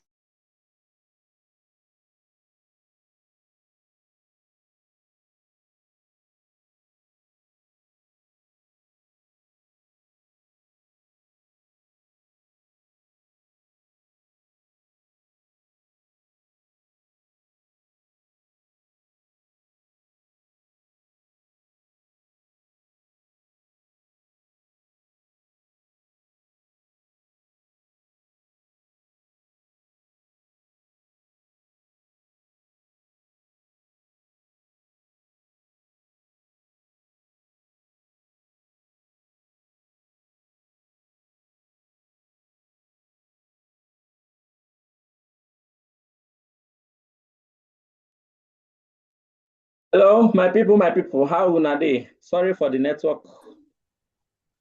You understand?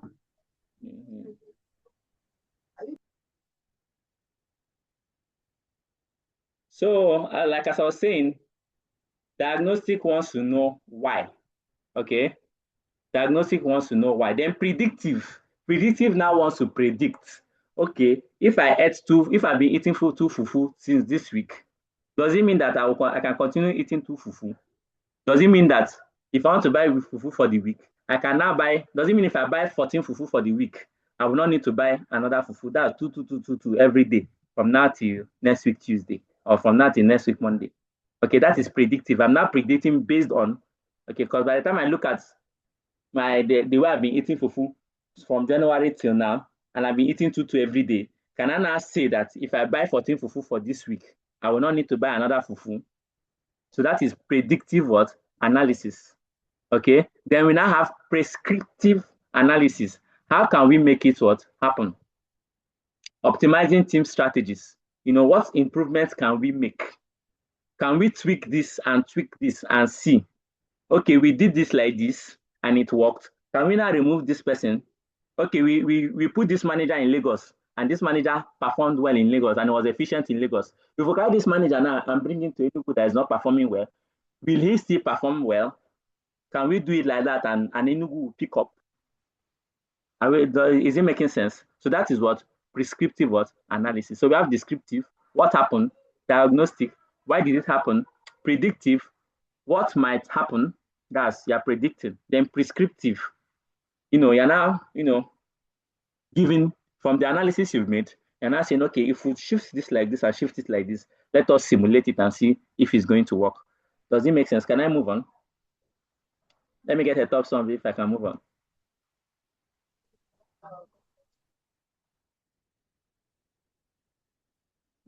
No thumbs up, so I cannot move on. No, thank you, Mr. Benga. All right. I think with that, we can move on. So what are we moving on to now? We are moving on to importance of domain knowledge. Okay, this is it. This is another sweet part, and I want everybody to pay attention to. Importance of domain knowledge in data analysis. You cannot overlook this one. You can't overlook it. As a data analyst, you cannot do any analysis if you do not have domain knowledge in that analysis. Let me give you an example. Okay.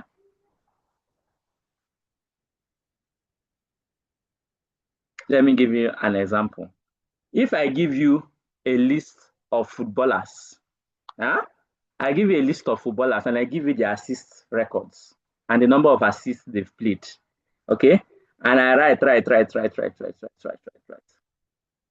And in one of them, I put 10,000.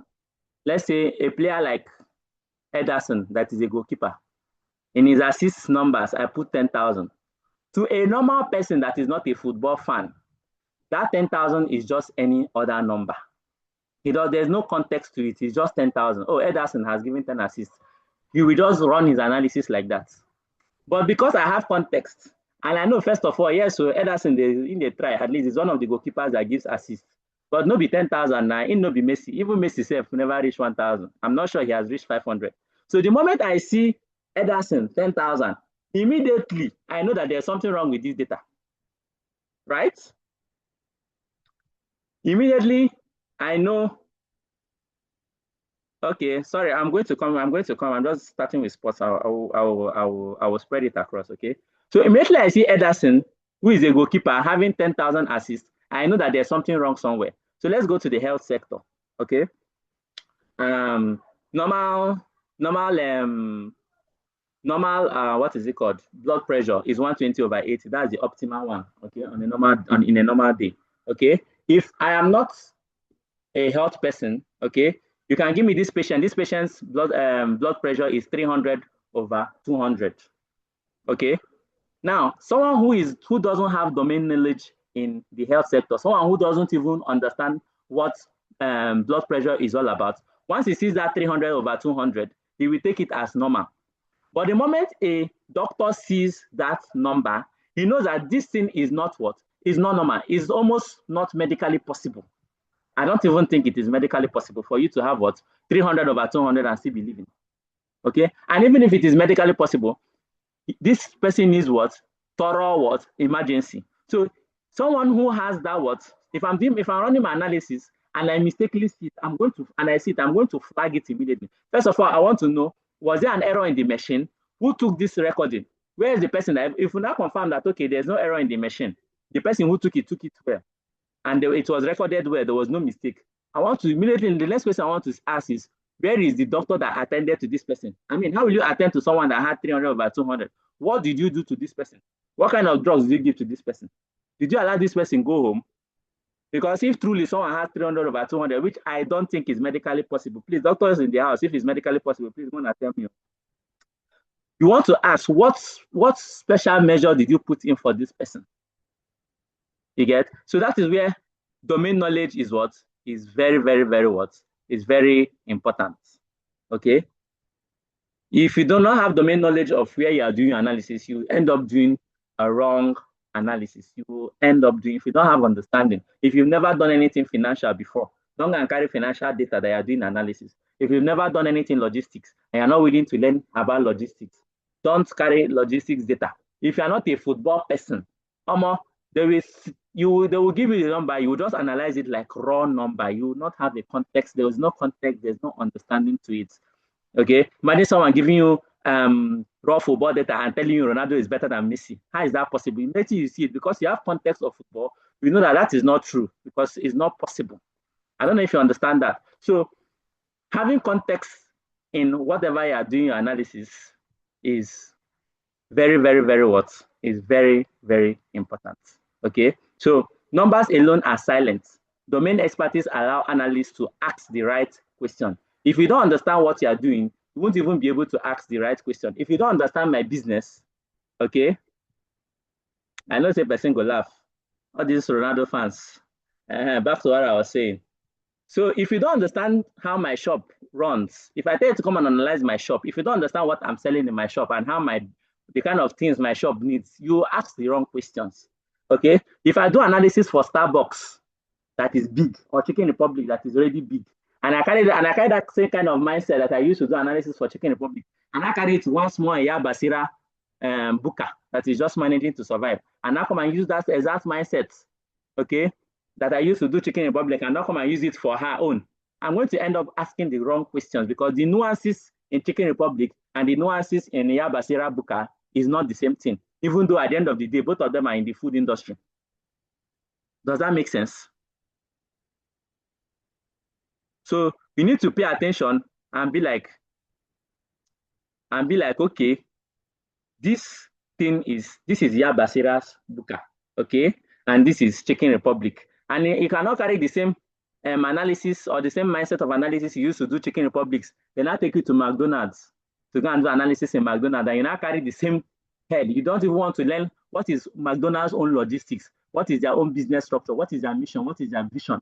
Okay, you read. It's not just all about the numbers. It's not like, oh, they have 100 sales, they have 200 sales, and you just carry it like that. No, the 200 sales that McDonald's is making is different from the 200 sales that Chicken Republic is making. Both of them have different stories, because both of them are facing different climates, different conditions, and the people that are buying from them are buying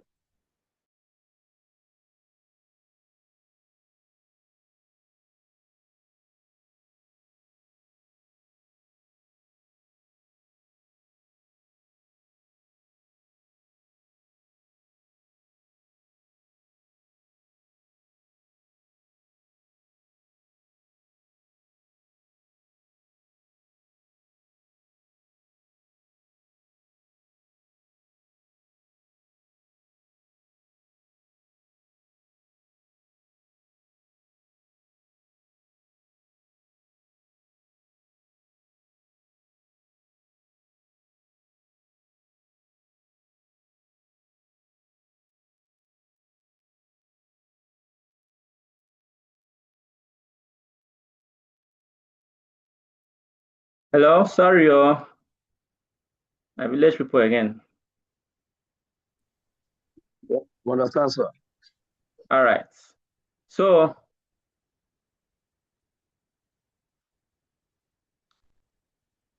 actionable insights, understanding industry nuances ensures that data findings translate into practical strategies that aligns with business goals. So you cannot carry it the same way. You cannot analyze NGO data and go to a normal hospital to analyze their data. And now, same way you analyze the NGO data to come and analyze someone that is in public sector. Because someone in public sector is looking for profits. Nothing concern him, even if it's only 10 people that will come in that day and give him 10 million, he's happy. But someone in NGO is targeting number, he wants number, he's not even looking at how much they are bringing. He just wants them to just come, because it's that number he will use and get more funds. You get? So the perspective of me, if I want to analyze an NGO data, is going to be different. I'm going to have a different mindset and a different perspective because they are all operating on different nuances. One is just looking for less people come, whether they have money or they don't have money. And that person is telling you, whether people come, whether even if it's only one person that wants to come, let him just come with money. Someone who opens a private hospital just wants, even if it's 5 people, let them come with money. So both of them, what is important to the person in the NGO sector is different from what is important to the person that is in what is in the private sector. Does that make sense? So effective communication, the domain knowledge bridges the gap between technical analysts and executive decision makers through shared industrial language. Please, if anybody has any questions, these are the core things of being a data analyst. So please, ask your question. We need to arrest network people, I beg. Arrest them all, na MTN, both MTN and Airtel what they use. You have to analyze my village people. Please, come and analyze. All right, any question, please, before we move on? Please, someone should ask a question. It's actually very important. On your mic and ask questions.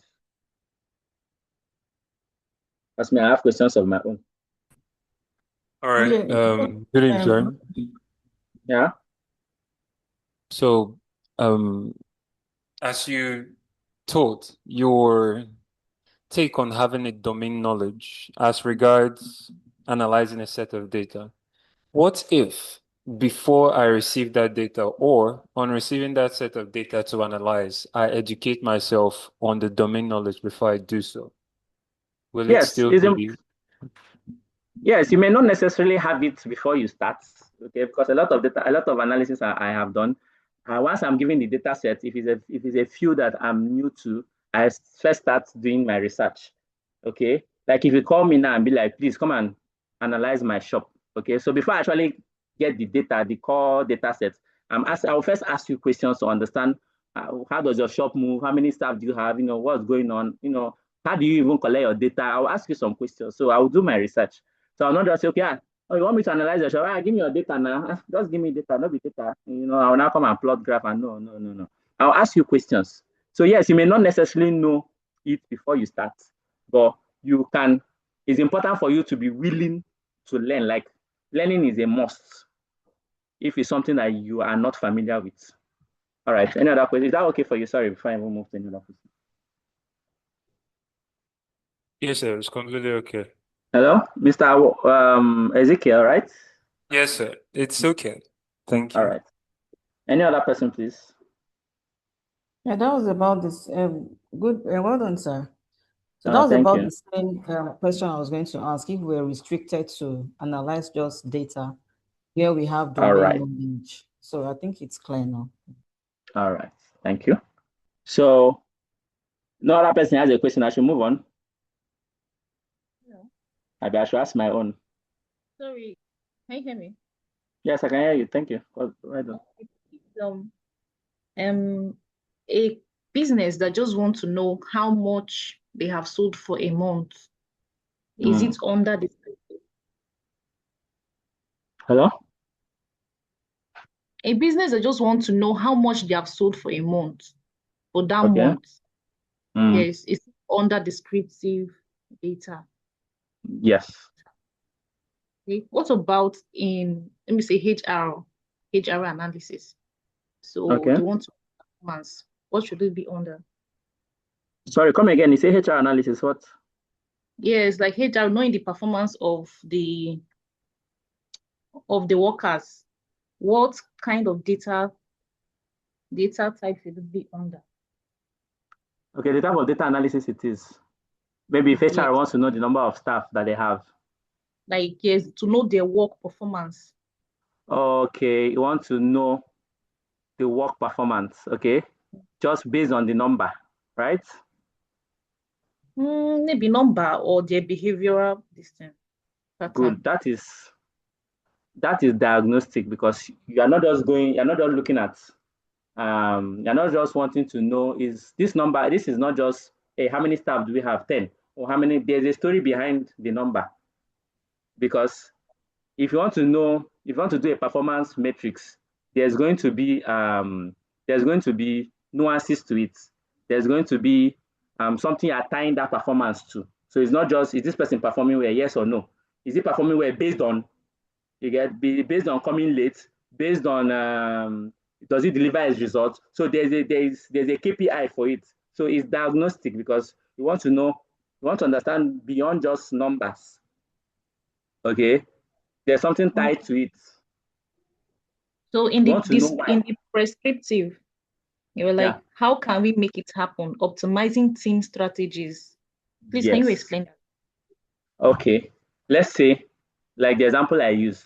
Let's say we finish diagnosing, we finish describing, and we're able to describe that the sales department is doing better is doing so well, while the media department is performing badly. Okay, from describing, we've been able to understand that sales is doing so well, media is doing so bad. All right, so this prescriptive now is now looking at sales, understanding what is sales doing so well, or how is sales being able, we will diagnose sales. When we diagnose sales and know why sales is doing so well, we can now say prescribing is, can we carry this thing that sales is doing and take it to media? You get? Can we carry this thing that is happening in sales and sales is performing so well? Can we take it to media? If you understand that, okay, the reason sales is doing so well is because of the sales manager is a very proactive man. We can say, okay, can we transfer the manager of sales? Let him go and manage media small. Or can we merge sales and media together?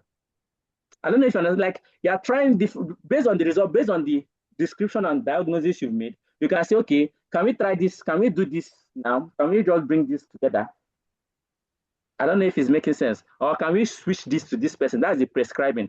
They are trying to find solutions. So I think based on this analysis we've done, let us carry some people in sales and put in media. And let us carry some people, or let the people in sales come, let people in media train them.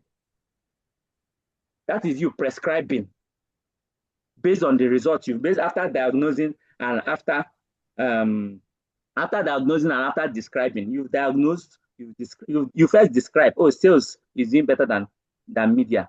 Then you now diagnose why is sales doing better than media. And we find out the reason why salespeople is performing better than media is because salespeople used to come early and media people used to come late. So we can now say, can we force those in sales to be coming early like those in media? Let's see if they are going to be performing as media people are performing. Does it make sense?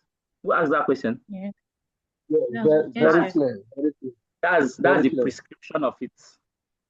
Okay. So who has another question? Is this not also a qualitative data? Sorry, please, Mr. Without Mr. or Mrs. or Miss Isi Ikimu. Sorry, Isi. Let me stop at Isi. Please elaborate on your question.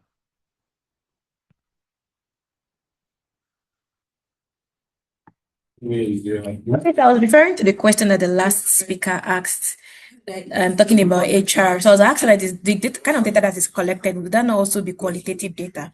But I think I now have better understanding based on your explanation. All right. So who else has a question? Miss Isi. Is it Miss or Mrs.? Sorry. NGO people. Miss. NGO people and data driven. So we are going to have a data. We are going to make a data driven decision. Yeah, research and data. Actually. And I like meeting personal. R&D. All right. Who has a question, please? Who has a question? I should proceed. And I should ask we have a few minutes to go. So let's round up. So what's left? All right, data life cycle. Okay. Data life cycle. So data life cycle, how does data move? So the first thing you have to do, if you tell me to come and do analysis after asking questions, knowing your nuances and knowing how you operate, the next thing I want to do is data collection. I want to collect data. Okay, because what are you analyzing if you've not collected the data? Okay, so like in your church now, if you want to do analysis in your church, what are you analyzing? You have the data to analyze, because you cannot say, I think women are better and more than men, or I think women used to come earlier than men, or I think there are more people in choir based on just looking at them. You're just making an assumption. So you have to first collect the data. How you can collect the data in so many ways. You can either physically count it, or you can send forms for them to fill. And when you send the form, you now collect it. You now, enter the data, enter it into your table, into your table or whatever it is you're entering it from. Okay, so that is collecting data collection. You collect raw data. Okay, the age of everybody, the height of of everybody, whatever it is that is important to you, I want to do the analysis on. So your data, your analysis should be factored in your collection. I don't know if that makes sense. So if I'm collecting data, if I want to do analysis on people's age, in my data collection, I should make sure that I'm collecting people's age.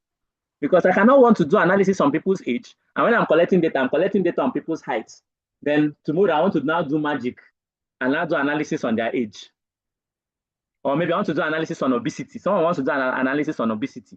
Because the person needs to collect the location of where people are living. Is it really important? Okay, it may be important to him if he wants to factor in. Okay, let's say, well, it's possible, depending on the kind of analysis you want to do. But someone who wants to do analysis on obesity, people's weight are more important to him than people's height, right? Hello? Are people in this class with me? Yes, we are with you. Yes. I know they alone. Yes.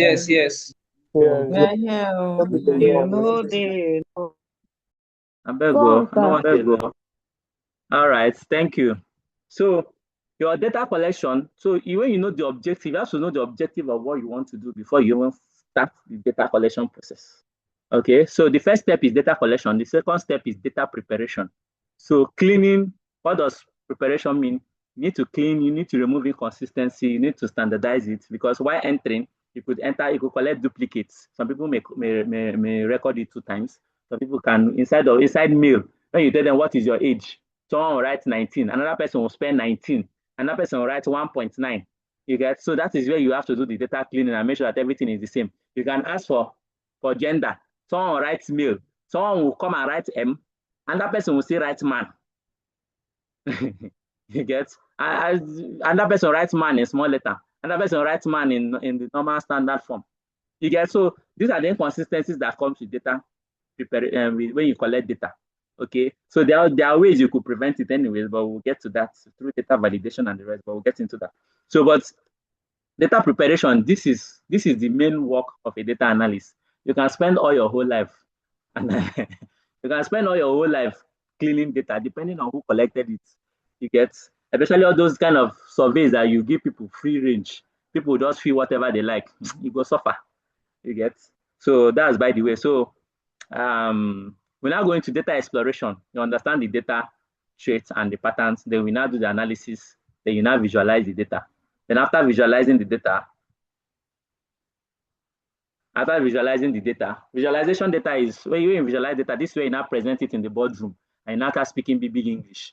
You're going to be based on this trend, based on this pattern, we can now know that we are going to make data-driven decision, So the marketing team, please work with the HR and make sure that we strategize and, put heads together and see how, start speaking all those boardroom jargons that way we speak for boardroom. So as a data analyst, you must know how to present. You cannot be a data analyst and not know how to present. In short, we are going to work on it. We are going to train on it. We're going to have assignments where you are going to do presentation. Please be on LinkedIn. And my time is running up, so we may not finish. But let me just say something before I might be cut off. Please be on LinkedIn. Follow me on LinkedIn. My name is Nyamache Doziem because I'm going to be giving you assignments. You're going to be doing some race where you're going to be doing video presentation and posting on LinkedIn.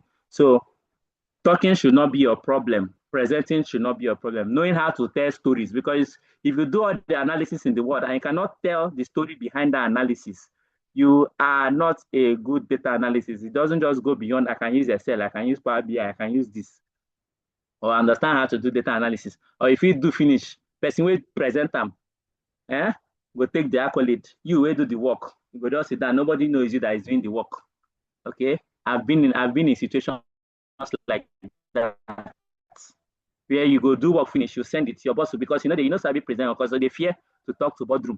Your boss, they fear and I go talk. Nobody is going to come and ask your boss, no, you do them. Everybody will assume that he did it, or whoever, or another person will present it for you, and they'll think it's that person that did it. Okay, and he's losing for you. Okay, you're losing one or two things. Okay, my name on LinkedIn is Nyamache Doziem. I'll drop it in the what is it called? In the Discord channel. So after visualizing and everything and presenting and speaking all the corporate jargons, you now store your data. Okay, you sent your request. I'll accept you later once I'm done. So you will now store your data. Okay, let's rush that. So what are the tools that a data analyst needs? Data analyst needs to know Microsoft Excel, PostgreSQL. Python and R is optional. These are the three main ones you need: Microsoft Excel, SQL, and Power BI or Tableau. Excel is the starting point. Excel is the basic. Excel is the father. Excel is, in short, you can know only Excel and call yourself a data analyst, and that is not, I'm not even trying to help you. You can know only Excel and manipulate your data as much as you want to manipulate your data. Then you can now, once you join it with SQL, SQL is for databases. Then Python and R is when you want to go, a little bit higher. You want to look at automation and some other stuff and machine learning, and all those kind of things. Then Power BI and Tableau is mostly used for presentation. So for this course, you're going to be learning Microsoft Excel, you're going to be learning SQL, PostgreSQL, and you're going to be learning Power BI. All right? So no fear. You're not learning Python now. So but I will not see Python now, they fear. No fear. And Python is not even hard anyways. It's not hard. All right, so let's move. So what are the we still have a lot. What are the careers in data analysis? The careers in data analysis is, how do we get SQL? You're going to learn SQL. When we are done learning Excel, we'll learn SQL. Don't worry, we'll get there. I'll show you how to get it. So the careers in data analysis is data analyst. The careers in data rather is data analyst, data scientist, and data engineer. Data analysts are the ones I've just been explaining since. They want to know, they're asking questions, they're asking questions. The main thing they use is SQL, Excel, Tableau, and Power BI. Then data scientists, okay? Those are the ones that want to know based on the, they're the ones who do the predictive analysis, more or less. They're the ones that does the prediction. They're the ones that does, okay, so based on this analysis that has happened, how do we fix this? What can we solve with this data? What can we make better with this data? Okay, can we be able to predict diabetes because of the analysis we've done on diabetes? Can we be able to predict bone marrow disease based on the analysis we've done on bone marrow disease?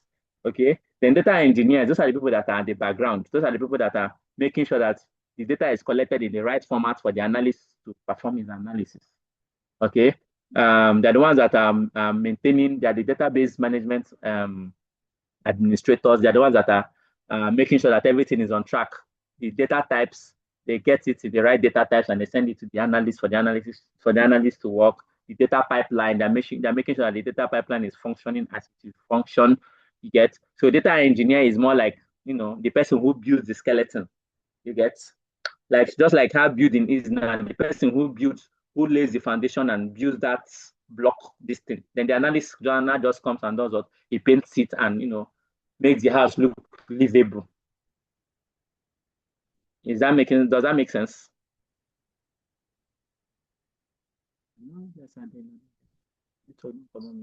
Yes, sir. Are we together in this class? Yeah, with you, sir. Yes, we are, sir. All right. Sir, we are with you, sir. All right. Are we understanding? Nobody today with me. You don't understand? We there with you, yes. Very well, sir. We there with you. You understand? All right. So the next thing we are going to look at is career growth and opportunities. Data roles offer significant career growth. Advancement from analyst to scientist or architect is common. You can, like I started as a data analyst. Now I see myself more as a machine learning engineer than as an analyst. Okay, so the growth potential is large. Okay, there's a lot of roles are opening up in the data space. Is a lot. Okay, so continuous learning and skill development are essential for progression. You cannot just learn what you learned. This should be my 4 years now in data analysis, and I am still learning. You cannot just learn one part and say, you don't do. You just have to keep learning and learning and learning and learning. Even those that started data analysis 10 years ago, they are still learning because new things are coming up every single day. With the invent of AI, what you know yesterday, what you know today, by tomorrow is old news. Sometimes what you know this minute, so by 9 o'clock today is no longer, so you feel like something finished now. Where you learn version 5.0, they don't release version 6.0. You get, so you have to have that learning mindset and know that learning never stops for you. You need to be ready to learn and learn and learn. Go back now. No. Go back. So salary inside data roles boosts of competitive salary as they pay data analysts well. Just that here in Nigeria, you see someone that wants you to do the job of data analyst, data scientist, and data engineer. At only you want, they go on make only you do them. They'll come they tell you pay you 500,000 and all that. But well, at the end of the day, the salary is competitive anyways, depending on the industry, especially if you get luck, land like an NGO organization, good paying NGO, or you are lucky to land in an oil company, or in short, in almost every sector, data analysts are paid where they are paid above, some of the maybe all these wicked bosses. So if you get a good organization, they pay well. All right. The evolution of and future of data. From ancient statistics, we looked at from the ancient statistics that the Egyptians used to today's AI, data has evolved into the world's most valuable resource. So without data, there is no AI. Do you know that? Do we know that? Yes, sir. Completely agree. Yes, because they are trained on those data. Yes. Without data, there is no AI. Without data, there is no research without data. There is no research without data. This e-commerce we are talking about is data. Logistics is data. Logistics is data. Because if you do not get the data of the person that is booking something, how do you know where you are going to? All these delivery people is data they are using. Telecommunication is data. For them to be able to track your phone is data. FBI work is data. DNA, fingerprint, and everything is data. I don't know if you remember when I told you that data is anything. Anything, once you don't record anything, it is data. So even that your fingerprint that you use in your NIN, it is data. You get it's the raw information, your facial recognition. That your phone you carry and put in your face and it will open because of it has detected your face is what? Is facial is data. The facial recognition that they're using in US will catch some tips and everything. It is still data. There is no sector. There is no sector that exists without data. No sector. So if as a data analyst now, there's no place you cannot walk into. In your church now, you can go there and start your data journey. So now is the best time to join the field due to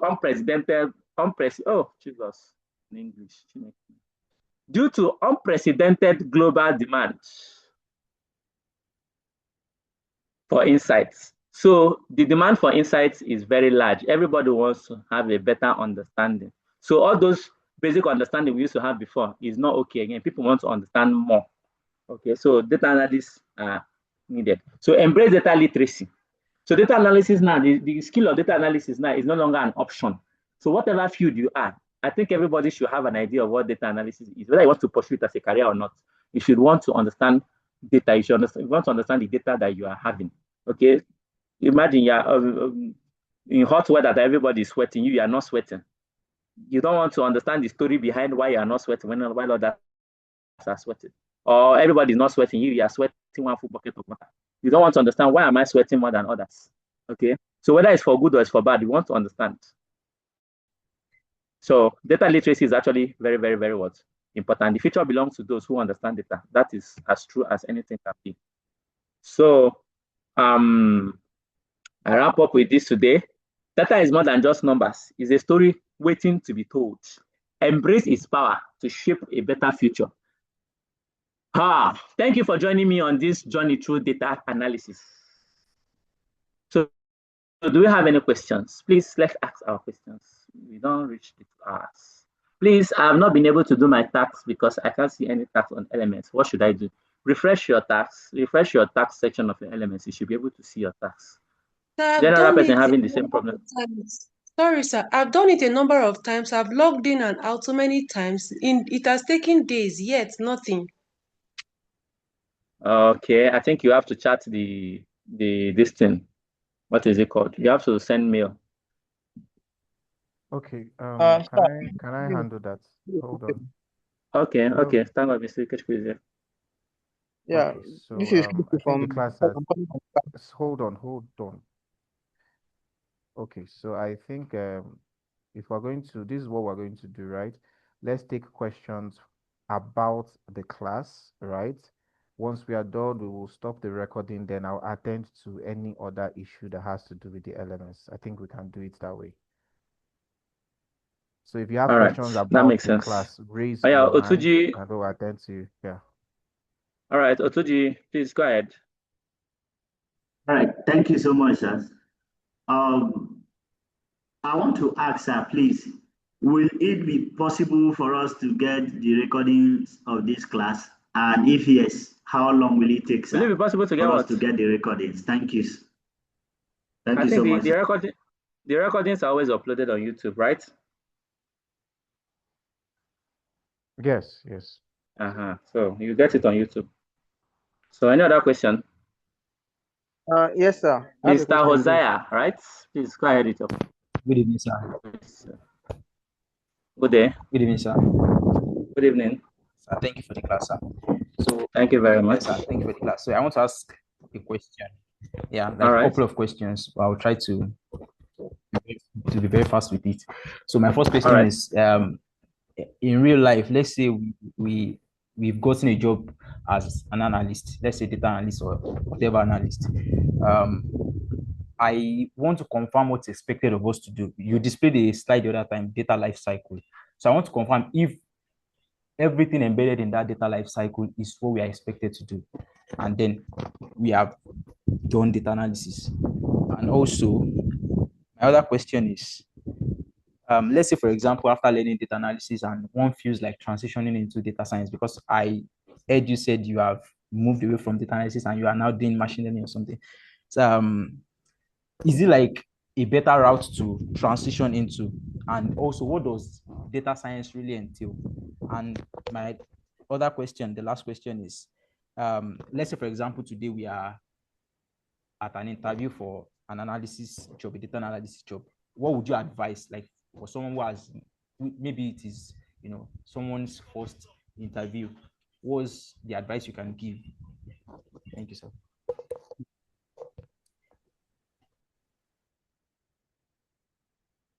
Mr. Hosea. Hello? Hello? Hello, sir. Hello, Mr. Hosea. Hello, sir. Hello, okay, sir. Network is breaking. So let's take the question one at a time, please. What was your first question, please? I wasn't hearing most of what you were saying. So I was saying that in real life, let's say we are at a workplace and we have like a data analyst job. Okay. What is expected of us to do? Is it I was saying you displayed a slide the other time, data life cycle. Okay. So everything embedded in that data life cycle, is it what we are expected to do? And we would say that I've done data analysis. Okay, I get you now. I get you. The network is breaking, but I get that first question. Yeah, asking what are you expected? Like if someone employs you now to come and be a data analyst now, what are you expected to do? Are you going to start from the beginning to, do everything that I've listed here, from the data collection to everything, right? That's what you're asking, right? Yes. Now, it depends on the stage of the business, okay? If McDonald's now hires me to be their data analyst, and let's say Codehouse hires me to be their data analyst, my responsibility is going to be different for both of them. You get? Because somewhere like McDonald's now, if I go there as a data analyst, the data pipeline and the data structures have already been established. They already have a way they collect data. They have their where they sell, their customer, the people who make sales. They have the system where they collect data of every order that is being made. They have a platform where surveys are being made. So where to get all this data? You are nothing really concerning with data collection. There's someone who is doing the data collection. Those who are serving are already collecting the data. Because normally nothing concerns you with data collection because those things have already been put in place. So what you are going to do is you extract the data, clean the data. You start from the data preparation phase, because in that organization, the data collection and everything has already been put in place. So when you go to a new place, maybe the shop close to you, they get that have been selling for years and they've not been recording the things they sell. So they don't even know how much they're making or how much they're losing. So maybe at the end of the day, what they just do is, okay, today we'll make 10K. So they don't even, there's no way to collect how do they sell and how do they not sell. So in that kind of situation, you're going to start from the data collection phase. Okay, so you can start with, you may not be building a robust system for them to collect data. Okay, you can start with something a little bit, something as small as a Google form for them to use and be collecting their data. So you see, you're going to be involved in data collection because you're going to set the parameters for the data collection. So you now start asking questions, what is actually important to you? What do you want to collect? So do you want to collect what is sold? You want to collect the color of things that are sold? Okay, so this one now um is now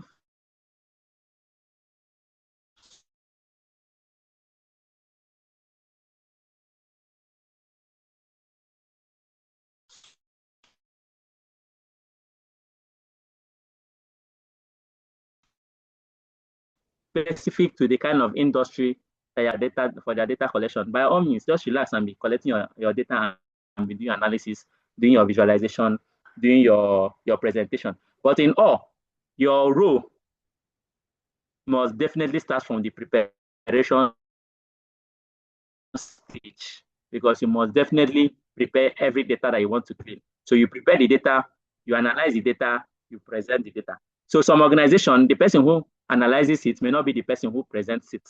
Okay, so there may be people who does the presentation. Like there's an organization, the analyst who do the analysis and they give it to the manager will present it to the stakeholders. So if you're a junior analyst now, you cannot be the one presenting to the shareholders now. No, it's not possible.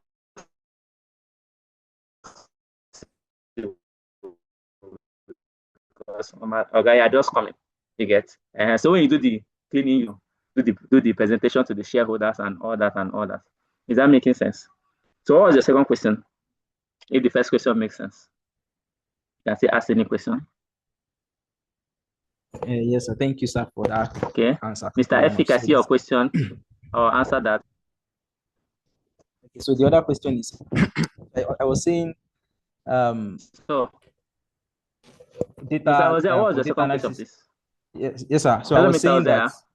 Hello, sir. Can you hear me? I can't hear you. I don't know if you're speaking. Hello, sir. Hello. Hello, sir. Yeah, hold on. I think his network is tripping. But go ahead. Just go ahead with your question, though. I was saying that is it okay for as a data analyst to want to transition into data science, and also what does data science really entail?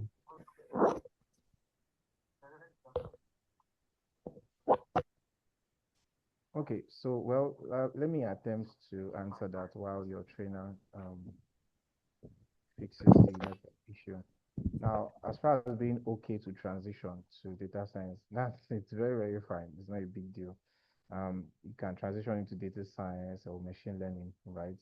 Now, but as far as what data science is all about, okay, that's something you can go and do your research, but it's basically just it kind of combines math, programming, statistics, right, to kind of extract insights from data, which that data could be either structured or unstructured. So it depends on that. But now you're actually deploying, you're bringing in statistics, you're bringing in mathematics, you're bringing in programming. Of course, I think in the field of data science, you use more of Python, right? And of course, SQL and all that. So that's just summarily what data science is about, but it's something you should go and do your research about. So you don't just take our word for it. In the process of that research, you get to know if that is what you want to transition into. I think your trainer also said he transitioned to machine learning, right? So he must have gone through it. He must have known what it's about before making that decision. But as far as moving to data science is concerned, of course you can. It's everything is still boils down to how you actually manipulate and interpret data. Okay. Thank you, sir. Thank you. Thank you so much, Mr. Kechuku. And my last question. So, all right. I was saying that let's say we are as an interview for a data analysis job today. So, what advice would you give for someone who has never been to that kind of interview before? What advice will you give? The advice I will give you first of all is you need to first understand this core data concept. Okay, because a lot of people used to focus when they want to say data analyst, they'll be like, hey, I can use Excel, I can use Power BI, I can use SQL. to me, that doesn't make you a data analyst, because if you don't understand this core concept of the thinking process, the critical thinking of a data analyst, you may not excel, because most organizations, their interviews now, for the few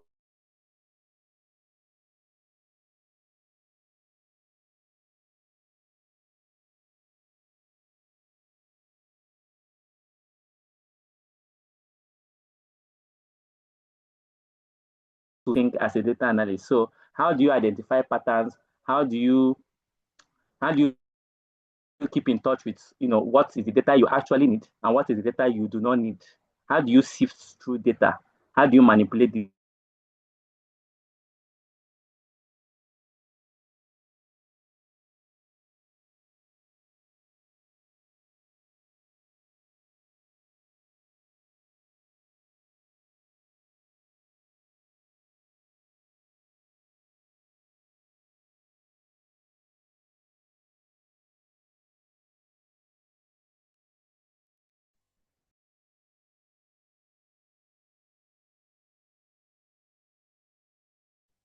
Okay.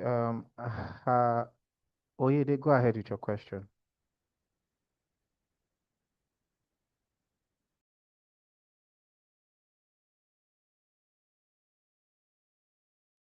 Hello, can you hear me? Yeah, go ahead.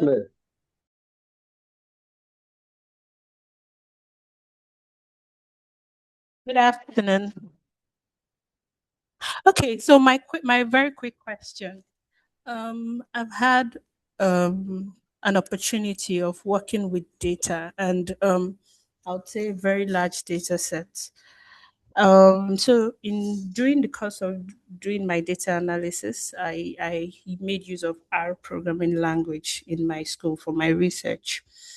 But a major challenge that I've always encountered is in the Nigerian market, for example, when you attend interviews, they ask the question, "Oh, do you know how to use Python? Do you know how to use SQL and all that?" That has been quite a lot of challenge for me.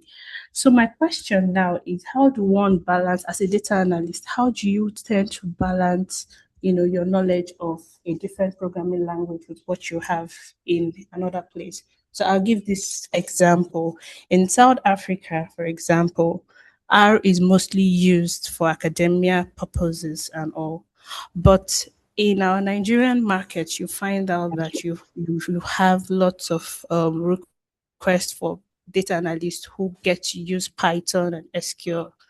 So my question is, how do you balance all that? You already have the basis of what it takes to, do data analysis or to carry out data analysis on a particular data set. But how do you manage that? Do you, as a data analyst, have to learn all programming language? I mean, that's quite ambiguous for me. So that's my question. Okay.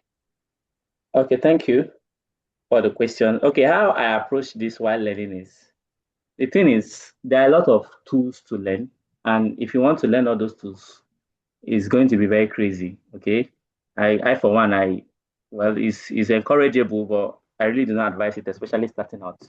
So each of these tools have what they are actually specific for. Like you have the Excel, you have Excel for data collection, Excel for normal basic analysis.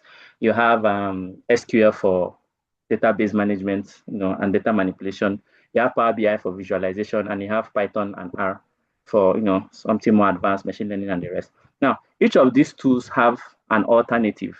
Okay, like Excel now, the alternative is Google Sheets, right? SQL, you have Postgres, you have MySQL, you have Microsoft SQL. So when you come to SQL, you not come and learn Postgres, still learn MySQL. So you also come and learn what is it called? And still also come and learn the other type of SQL. Pick one, learn that one. The skills is mostly transferable. If you know how to use Excel very well, trust me, Google Sheets Yes, will sir. not be so difficult.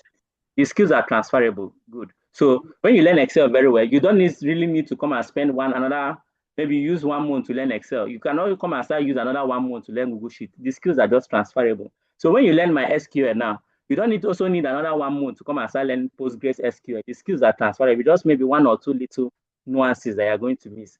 The same thing with Power BI and Tableau. If you learn Power BI, you can work on with Tableau. You just need maybe 1 class for them to brush you up on Tableau and you work with it. So if you also learn Python, it's almost Python and R are almost the same thing. Not really the same thing, but the skills there are transferable. So if you learn R, it will be easy for you to upscale to Python. And if you learn Python, it's also going to be easy for you to, R will not be like a strange language to you.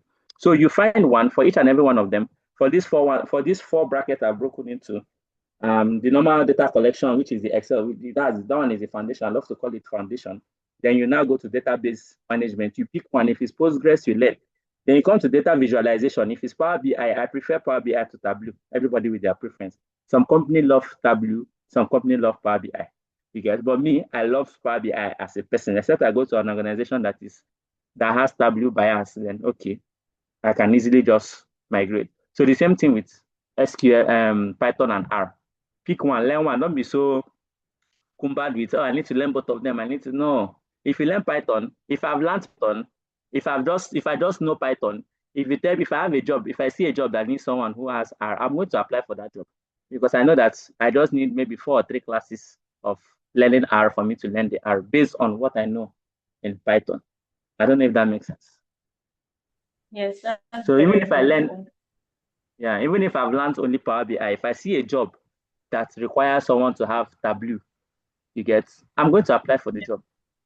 And I'll start training on. I just need maybe 2 or 3 classes in Tableau, and I'm up to speed in Tableau. So that's how I approached it while learning. Okay. So if that makes sense, does anybody? Yeah. That's very helpful. Thank you very much. All right. Does any other person have a question? Okay, so please, what app do we need for this journey? Okay, just like someone has said, Excel, SQL, and Power BI, and is in that order. Excel, once you learn Excel, you can actually learn Google Sheets, okay? Then once you learn, for the SQL, what we are learning here is Postgres. So, but once you learn Postgres, it's the same thing it's almost the same thing with MS SQL. It's just that maybe Postgres does not really care whether you're using small letter, it's not case sensitive, but MSQL is case sensitive. That's mostly just the difference, and maybe 1 or 2 different lines in the code, and that's it. So the skills are transferable. Power BI, once you know Power BI, you've practically known Tableau. Okay. Can I still submit stage? Okay, you've been answered. So the answer is yes. So is there any other question? I have questions to ask, but there's no time. I'll ask them in the next class. Okay.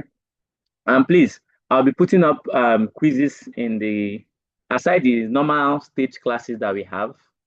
Okay, don't worry, I'll discuss this with the management then. If they give me permission, then we'll run with that. So maybe by next class, I'll confirm if we're going to do that or not. I think that's all from my end, Mr. Kechuko.